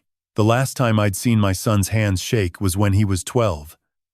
Standing at the free throw line in a championship game, 2 seconds left on the clock. He'd made that shot. The gymnasium had erupted. I'd stood in the bleachers and cheered until my voice broke. But this was a shot he could never make. "Hi, Dad," he said. His voice was quiet, stripped of everything. No rehearsal, no performance, no carefully constructed narrative, designed to cast himself as the victim, just a man sitting across from his father with nothing left to hide behind. I looked at him. My son, my boy, the child I'd raised, the man I didn't know. "Tell me everything," I said. Andrew stared at the table for a long time. His jaw worked, like he was chewing on words he couldn't swallow. The fluorescent light above us hummed. The guard stood outside the door, visible through the small reinforced window. Somewhere down the hall, a door clanged shut. When Andrew finally spoke, his voice was different from any version I'd heard before. Not the panicked son on the phone. Not the rehearsed witness behind the glass. This was something else. Stripped, exhausted. The voice of a man who'd run out of versions and had nothing left but the original. "Caldwell recruited me," he said. 3 years ago. He'd known Vanessa's family in Savannah, old money circles. He invited us to dinner at his estate on Kiowa Island and laid it all out. Palmetto Maritime needed a CFO who understood how to move money without leaving fingerprints. Someone who could build a financial system that would hold up under audit. He said the position came with a salary of $400,000 a year, stock options, and a future. "A future," I repeated. "Politics." Caldwell said if I proved myself, he'd back me for state legislature within 5 years. Then Congress. He had a roadmap. He said I had the right name, the right background, the right face. Andrew's mouth twisted. The son of a federal judge. Clean record. Ivy League education. The perfect front. "And you said yes." I said yes. No hesitation, no excuse. Just the fact, laid flat on the metal table between us. I knew what Palmetto was doing from the first week. Salinas showed me the real books on my 3rd day. The shell companies. The offshore routing. The invoice layering. He wanted me to understand exactly what I was building. And I built it. Every account, every transfer protocol, every firewall. That was me. I sat still. My hands rested on the table, mirroring his. 2 sets of hands. His shaking. Mine steady. I'd trained them to be steady for 30 years. I needed them steady now more than ever. "When did Vanessa get involved?" I asked. "She was involved before I was." Caldwell approached her first. She was the one who convinced me to take the meeting. She said it was an opportunity we couldn't pass up, that we'd be set for life. He paused. "Vanessa designed the legal framework, the shell companies, the offshore structures, the consulting agreements. I handled the money. She handled the law. We were a team." "Some team," I said. My voice was quieter than I intended. Andrew flinched. But he kept going. A year in, Mom found the bank statements. I'd left them on my desk at the house during a holiday visit. Stupid. Careless. She saw the account numbers, the transfer amounts. She didn't understand all of it. But she understood enough. She called me and said, Andrew, what is this? This doesn't look right. She said she was going to talk to you. And if you couldn't explain it, she was going to call the FBI herself. I closed my eyes. Elaine. Always direct. Always honest. If something didn't look right, she said so. She didn't whisper. She didn't hint. She picked up the phone and called. What happened next? I asked. Though I already knew. I'd heard it on the recording. But I needed him to say it. Out loud. To my face. Andrew's voice dropped. I told Vanessa. She said she'd handle it. She said Mom was a threat. That if Mom talked to you, you'd go to the authorities, and everything would collapse. She said there was a way to make the problem go away, without anyone knowing. He stopped, swallowed. The insulin. Say it, Andrew. Vanessa adjusted Mom's insulin. Over 10 months. She increased the dosage gradually. Visit by visit. She knew exactly what she was doing. She'd studied pharmacology. She knew the symptoms would mimic diabetic complications. She knew the doctors wouldn't suspect. And you knew. He nodded. Barely. Say it. I knew. His voice cracked. I saw the vials in her bag. I saw the dosage charts on her laptop. I watched Mom get weaker every month. I watched her hands shake. I watched her struggle to get out of bed. And I didn't stop it. I didn't say anything. I didn't do anything. The room was silent. The fluorescent light buzzed. Outside the mesh window, the sky was a flat, colorless gray. I told myself it was the only way. Andrew said. I told myself so many times that I believed it, that there was no other option, that Mom finding those statements had forced our hand, that it was Vanessa's decision, not mine, that I was just standing by. His voice broke fully now. Not performance, not rehearsal, something real and ugly and raw.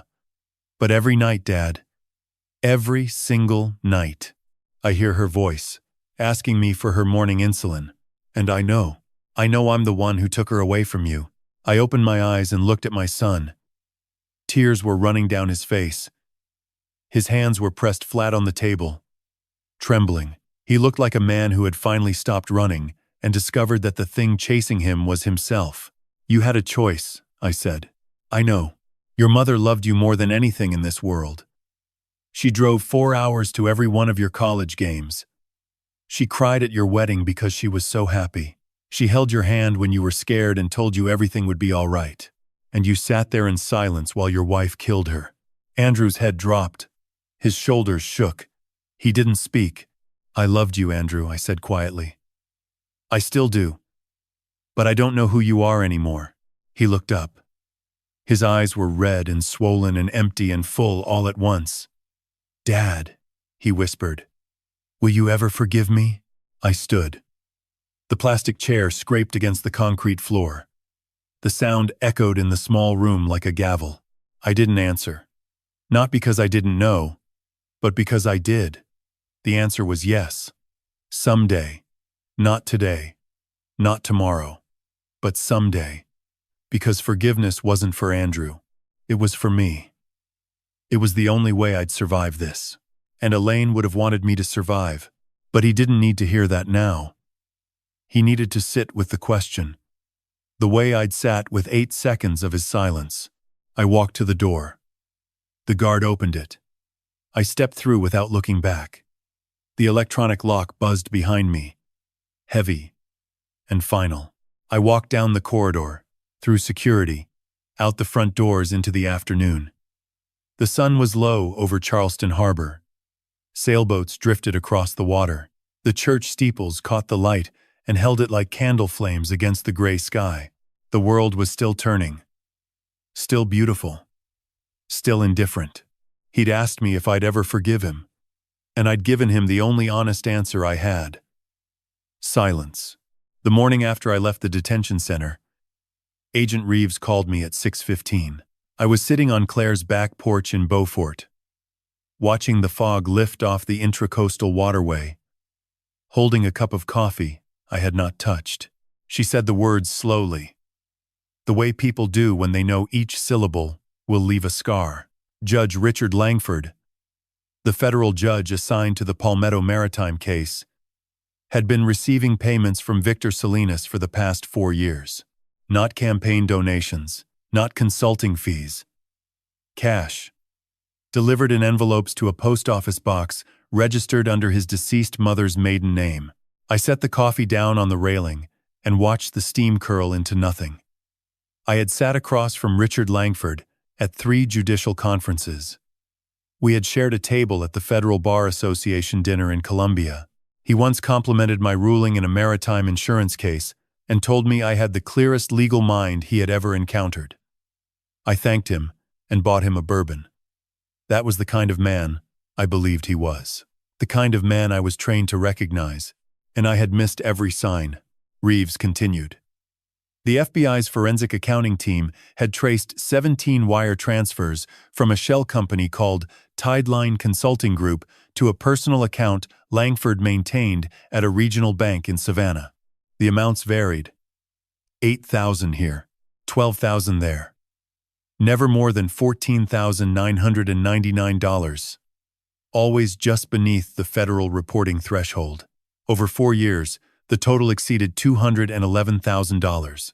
Langford had also made 3 undisclosed trips to the Cayman Islands, each within 48 hours of a major Palmetto Maritime filing in his court. I asked Reeves what this meant for the case. She paused for 2 seconds, which in her world was the equivalent of a long sigh. It meant every ruling Langford had made regarding Palmetto Maritime was now subject to review. Every motion he had granted, every motion he had denied, every procedural decision that had quietly steered the case away from the most damaging evidence. All of it contaminated. She said the Department of Justice had already filed a motion to vacate Langford's rulings and reassign the case to a new judge. She expected it to be approved within 72 hours. I closed my eyes and saw Elaine standing in our kitchen, flour on her apron, telling me that the law only works when the people inside it believe in something bigger than themselves. She said that to me on the day I was confirmed to the bench. I had repeated it to every clerk who ever worked in my chambers, and now I was watching it dissolve like the fog over the water, slow and quiet and impossible to hold. Claire came out with a plate of toast and sat beside me without speaking. She had learned, over these past weeks, that silence was sometimes the only honest response. I told her about Langford. She listened, then said something I did not expect. She said, "That means the system still works, Uncle Henry. They found him. They are removing him. That is the system working." I looked at her and realized she was right.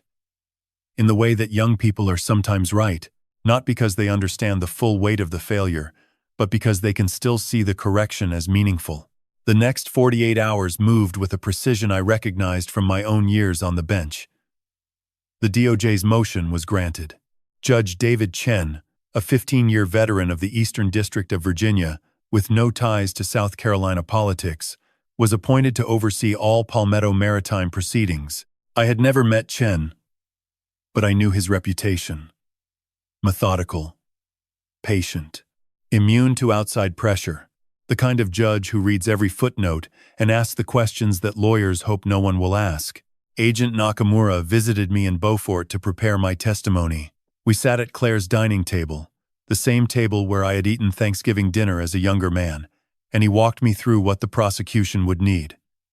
My discovery of the concrete floor, the security footage, the steel container and its contents, the phone call from Andrew, the chapel meeting with Raymond Cross, the hidden hard drive in Vanessa's office, the audio recordings, cell, the chapel meeting, the security footage, every detail, in chronological order, with dates and times I had seared into my memory the way only a judge can. Nakamura told me something else. Vanessa had been arrested at a motel outside Savannah, 60 miles from the Florida border, carrying a bag with $42,000 in cash, 2 prepaid phones, and a Canadian passport under a different name. She had not resisted. She had simply looked at the agents and said, "I wondered when you would find me." That sentence told me everything I needed to know about who Vanessa truly was. Not panicked, not remorseful, measured. She had always been measured. Andrew remained in detention, cooperating fully. His attorney had negotiated a potential reduction in sentencing in exchange for testimony against Salinas and Caldwell. I did not know how I felt about that. Part of me, the father, wanted any mercy available for my son. Another part of me, the judge, knew that mercy without accountability is just permission, and permission is what had allowed all of this to happen in the first place. Senator Caldwell issued a public statement denying any involvement with Palmetto Maritime. His office called the allegations politically motivated. 3 days later, a second round of subpoenas was issued, including records from Caldwell's personal email server and his chief of staff's financial disclosures. The walls were closing. I had seen it before. From the other side of the bench, the slow, grinding certainty of evidence stacking higher than any denial can reach.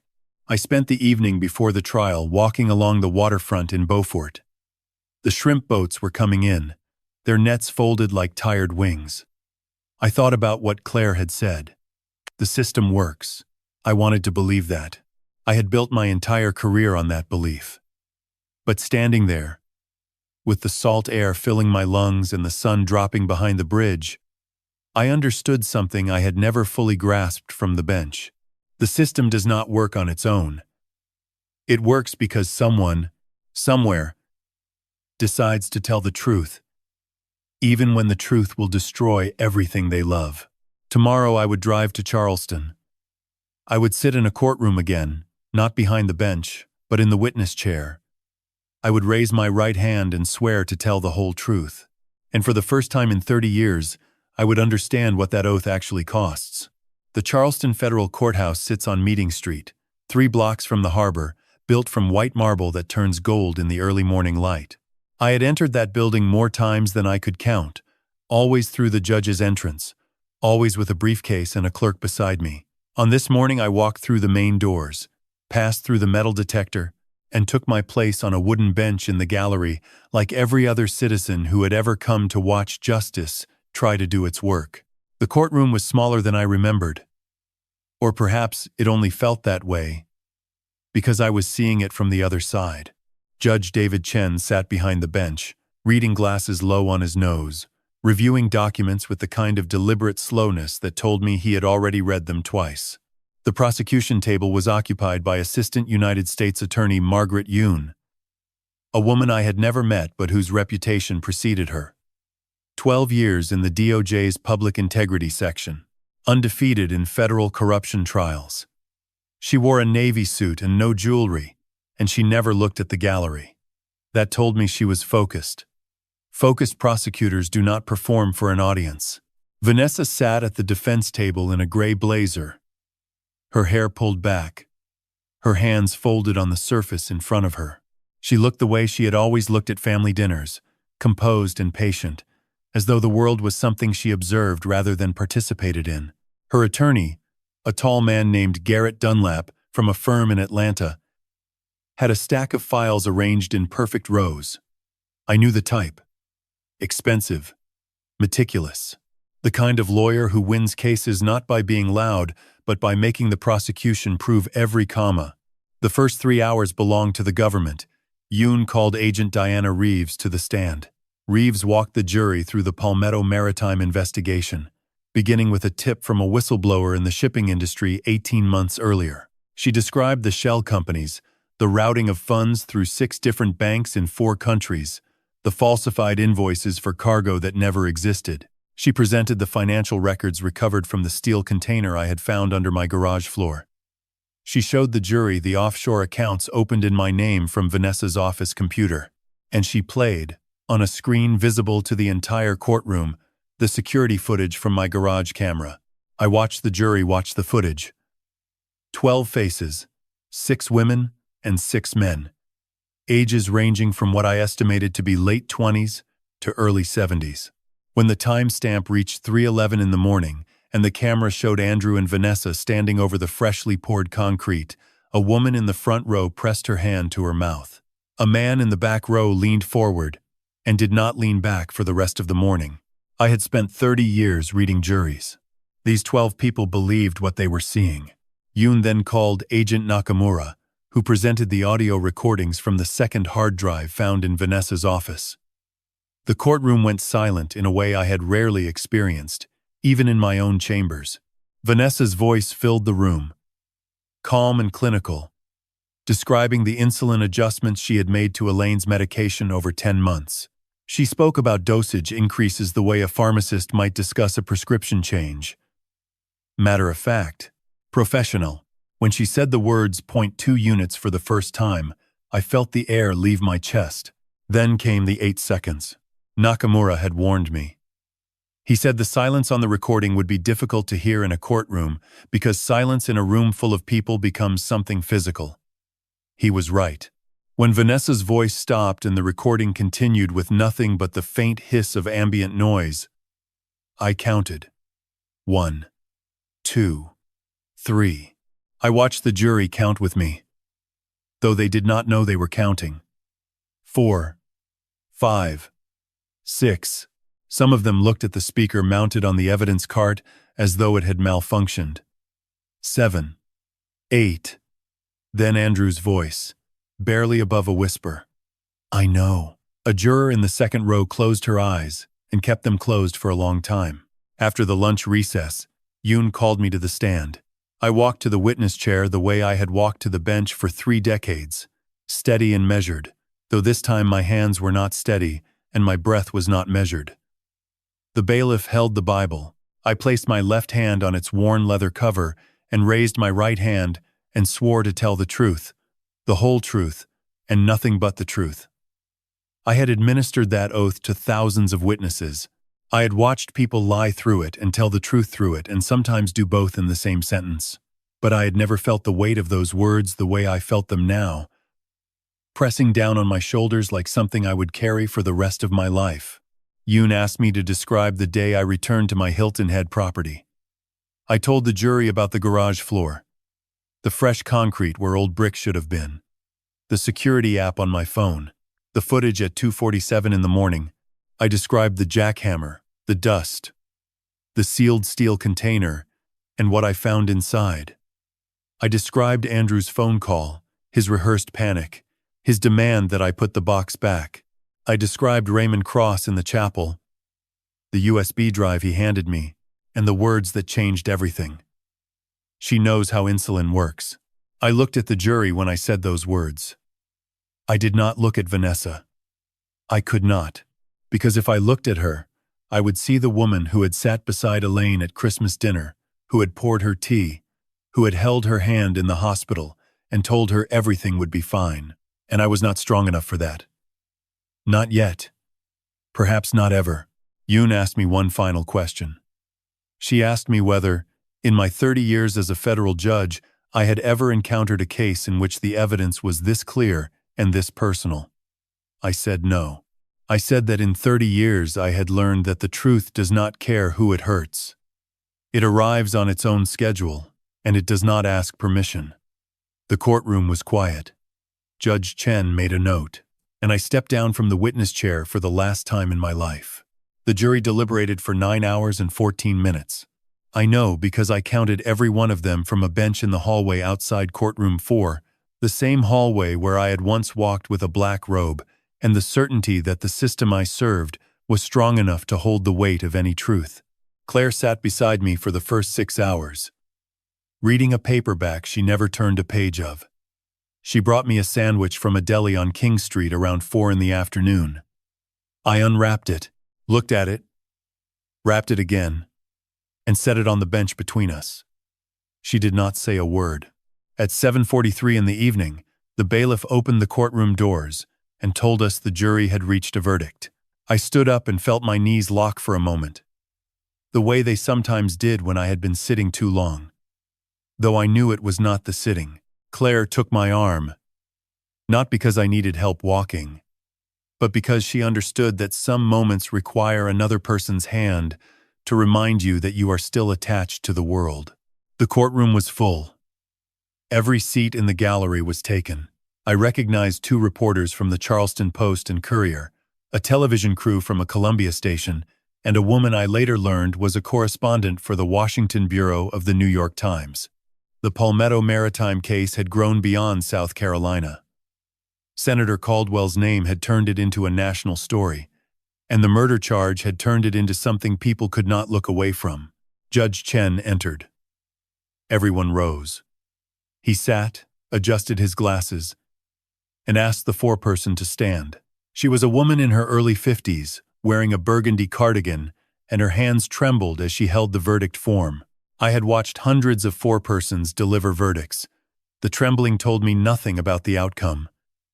It only told me she understood the gravity of what she was about to say. Chen asked whether the jury had reached a unanimous verdict on all counts. The foreperson said yes. The clerk took the form, handed it to Chen, who read it silently and returned it. Then the foreperson read the verdicts aloud, 1 count at a time, and each count landed in the courtroom like a stone dropped into still water. Count 1.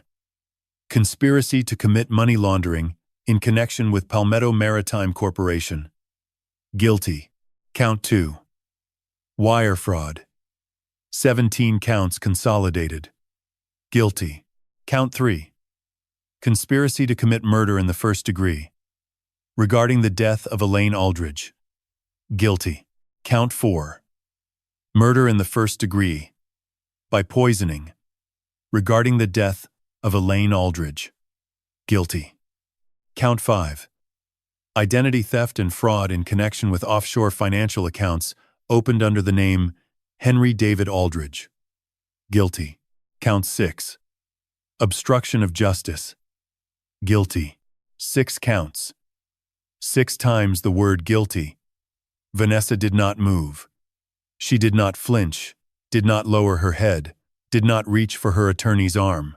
She sat with her hands folded the same way they had been folded on the first day of trial, and she looked straight ahead at a point somewhere beyond the judge's bench, beyond the flags, beyond the wall. I had seen that look before. In my courtroom, years ago, on the faces of people who had already decided that the verdict did not matter because they had made their peace with what they had done, or because they had never believed they would be caught. Garrett Dunlap requested a sentencing date. Chen set it for 60 days.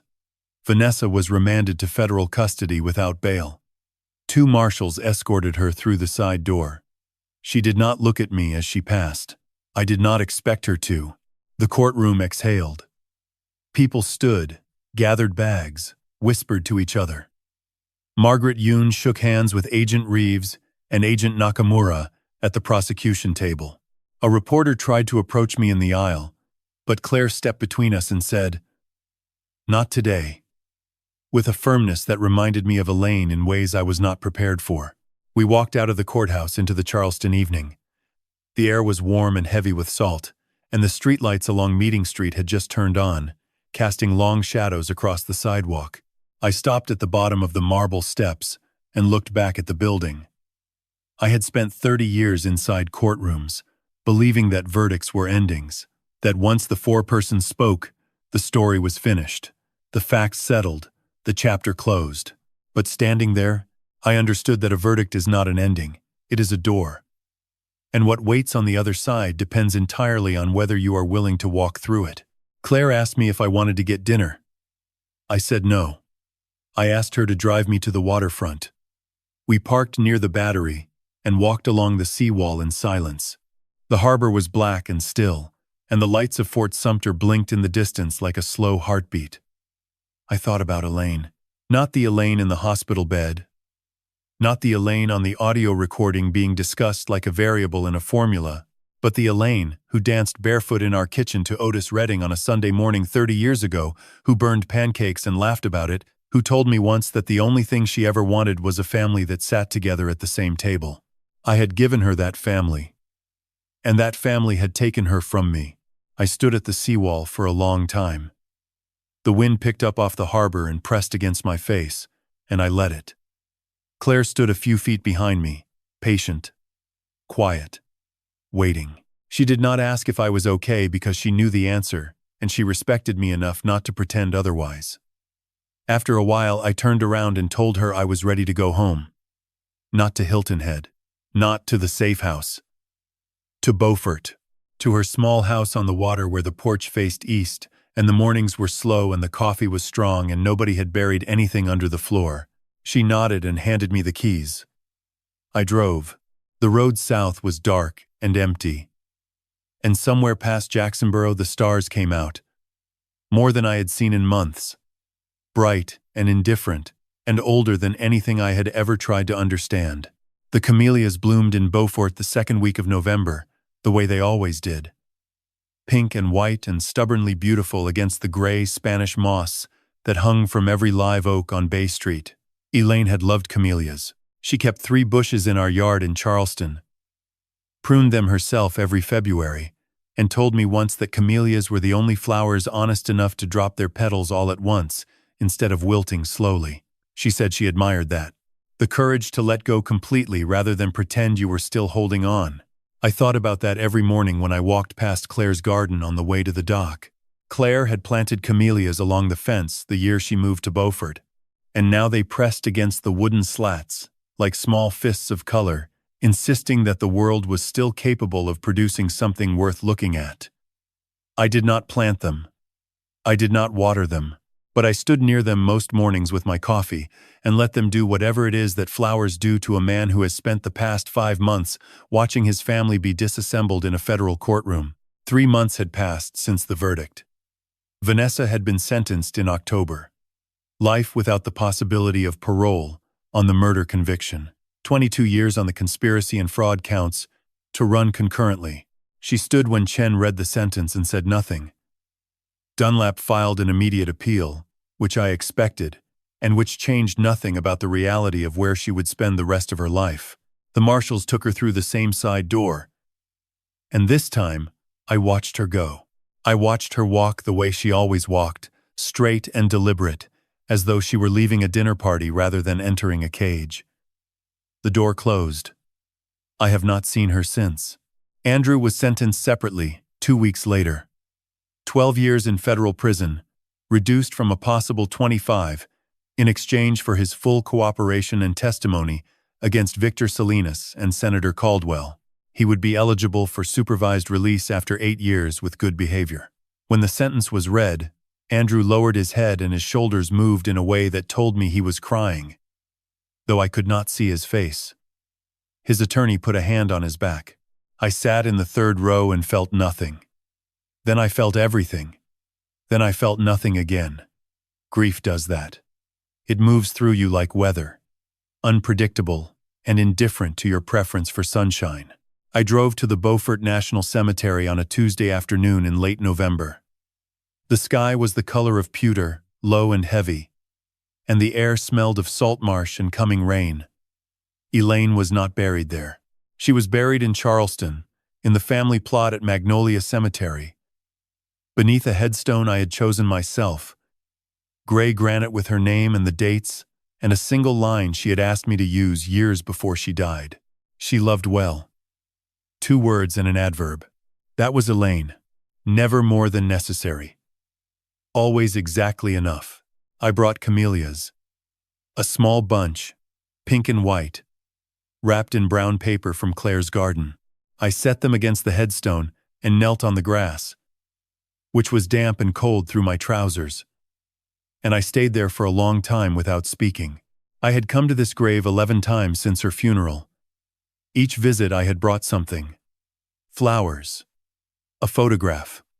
Once, a recording of our grandson's piano recital that I played on my phone and held near the stone as though she could hear it through the granite. I know she could not. I am not a man who believes the dead can hear us. But I am a man who has learned that the living need to speak anyway. I told her what had happened. All of it. I told her about the concrete floor and the footage and the steel box. I told her about Andrew's phone call, and the marsh, and the chapel, and the hidden room.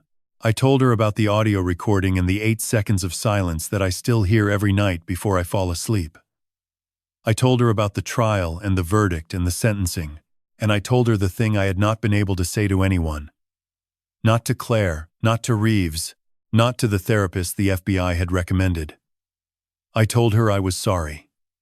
Not because I had done something wrong, but because I had spent 30 years as a judge, trained to see deception, trained to weigh evidence, trained to recognize when someone was lying, and I had not seen what was happening in my own family. I had not protected her.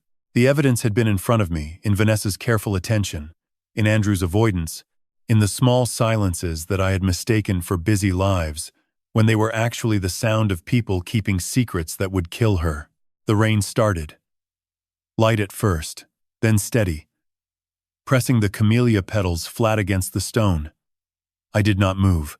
I let the water soak through my jacket and my shirt, and I stayed on my knees, and I said the only prayer I have ever believed in, which is not a prayer at all, but a promise. I will remember you as you were, not as they made you. Not as the case file describes you, not as a victim. As Elaine. The woman who danced in the kitchen, who burned pancakes, who pruned camellias in February, because she believed in the courage of letting go. I drove back to Beaufort in the rain. Claire had left the porch light on. There was she-crab soup on the stove, the recipe Elaine had taught her years ago, and the smell hit me when I opened the door, and I stood in the hallway for a moment with my wet jacket dripping on the hardwood floor, and I let the smell hold me the way a person holds you when words are not enough. I changed into dry clothes. I ate the soup. I sat on the porch and watched the rain fall on the camellias. And I thought about forgiveness. Not the kind they talk about in churches, clean and absolute and final. The kind that grows slowly, like a camellia bush, one season at a time, imperfect and stubborn, and willing to bloom even when the soil is poor and the winter has been long. I was not there yet. But I was closer than I had been yesterday. And that was enough. Claire set the Thanksgiving table for 4. 2 chairs on each side, a centerpiece of dried lavender and white camellias from the garden, and the good plates Elaine had given her as a housewarming gift when she moved to Beaufort. I carried the turkey from the kitchen and placed it at the center of the table. And for a moment I stood there looking at the 4 place settings and counting the people who would fill them. Claire, her boyfriend Thomas, a quiet veterinarian from Savannah, who had the good sense to listen more than he spoke. Myself. And the 4th chair, which Claire had set without explanation, and which I understood without asking. It was for Elaine. Not because we believed she would sit in it, but because some absences deserve a place at the table. Thomas carved the turkey. Claire brought out sweet potatoes, collard greens, cornbread, and a boat of gravy she had made from scratch, using a recipe she found in Elaine's handwriting on a stained index card tucked inside a cookbook. I watched her pour it into the ceramic boat, and I recognized the handwriting from across the room, the small, careful letters, the way Elaine always crossed her T's with a slight upward curve, as though even her penmanship was optimistic. I did not say anything. I picked up my fork and I ate. We talked about small things. Thomas told a story about a 3-legged dog named Biscuit who had escaped his clinic twice in 1 week. Claire described a student in her 7th grade class who had written an essay about forgiveness that made her cry at her desk. I told them about the osprey nest I had noticed on the dock piling that morning, 2 adults and 3 chicks, the parents taking turns diving into the creek and returning with fish, feeding their young with a patience that seemed impossible for creatures with brains the size of walnuts. We laughed. Not the laughter of people who have forgotten what happened. The laughter of people who have decided that joy and grief can sit at the same table without one having to leave the room for the other. After dinner, Claire and Thomas washed the dishes. I stepped onto the porch with a glass of bourbon and sat in the rocking chair that faced the intracoastal waterway. The sun was going down behind the tree line on the opposite shore, turning the water from silver to copper to something darker that had no name. A shrimp boat moved slowly toward the marina, its nets folded, its work done for the day. I watched it until it disappeared behind the bend in the creek, and then I watched the water settle back into stillness. I had written a letter to Andrew that morning. It took me 3 attempts. The first was too angry. The second was too careful, full of legal qualifications and conditional statements that sounded like a judicial opinion rather than a father's words. The third was the one I sealed in the envelope and addressed to the Federal Correctional Institution in Edgefield, South Carolina, where my son would spend the next 8 to 12 years of his life. I did not tell him I forgave him. I was not ready for that, and I respected him enough not to lie. I told him that I remembered the summer he was 11, and we built a model sailboat together in the garage, the same garage where he would later help bury a steel container full of evidence that would destroy our family. I told him that the boy who sanded the hull of that boat with such care, who painted it blue because Elaine said blue was the color of trust, who launched it on the creek behind our house and watched it sail for 40 yards before it tipped over. That boy still existed somewhere inside the man who sat in a prison cell in Edgefield. I told him I was not writing to the man who had watched his mother die. I was writing to the boy who had built the boat. And I asked him, when he was ready, to find that boy again. I sealed the letter and placed it on the hallway table beside my keys. Claire would mail it tomorrow. I did not want to think about it anymore. I did not want to calculate whether he would read it with guilt or relief or indifference. I had said what I needed to say. The rest belonged to him. The evening settled into the kind of silence that only exists in small southern towns after holidays, when the cooking is done and the dishes are clean, and the world seems to pause for a moment between what has happened and what will happen next. Claire came out onto the porch and sat in the chair beside mine. Thomas had gone to bed. She held a mug of tea in both hands and looked out at the water. She asked me if I was okay. I told her the truth. I said I did not know what okay meant anymore, but I knew what it felt like to sit on a porch in November with someone I loved and watch the water turn dark and feel the air cool against my skin and understand that this ordinary moment was not ordinary at all. It was the thing I had spent 5 months in courtrooms and safe houses and detention centers trying to protect. The right to sit quietly with the people who remain and let the evening be enough. She reached over and squeezed my hand. I squeezed back. We sat there until the stars came out. The same stars I had seen on the drive from Charleston after the verdict. Bright and ancient and indifferent to the small dramas of the people who looked up at them. But they were beautiful. They were beautiful not because they cared, but because they endured. And I suppose that is what I had learned, in the end. That endurance is its own kind of grace. That survival is not the absence of damage, but the decision to remain whole in spite of it. That the surface of a life can be broken open, jackhammered, excavated, and every buried thing pulled into the light. And still, if you are patient and stubborn and willing to sit on a porch in Beaufort with a glass of bourbon and a niece who loves you, the surface can be poured again. New concrete over old wounds.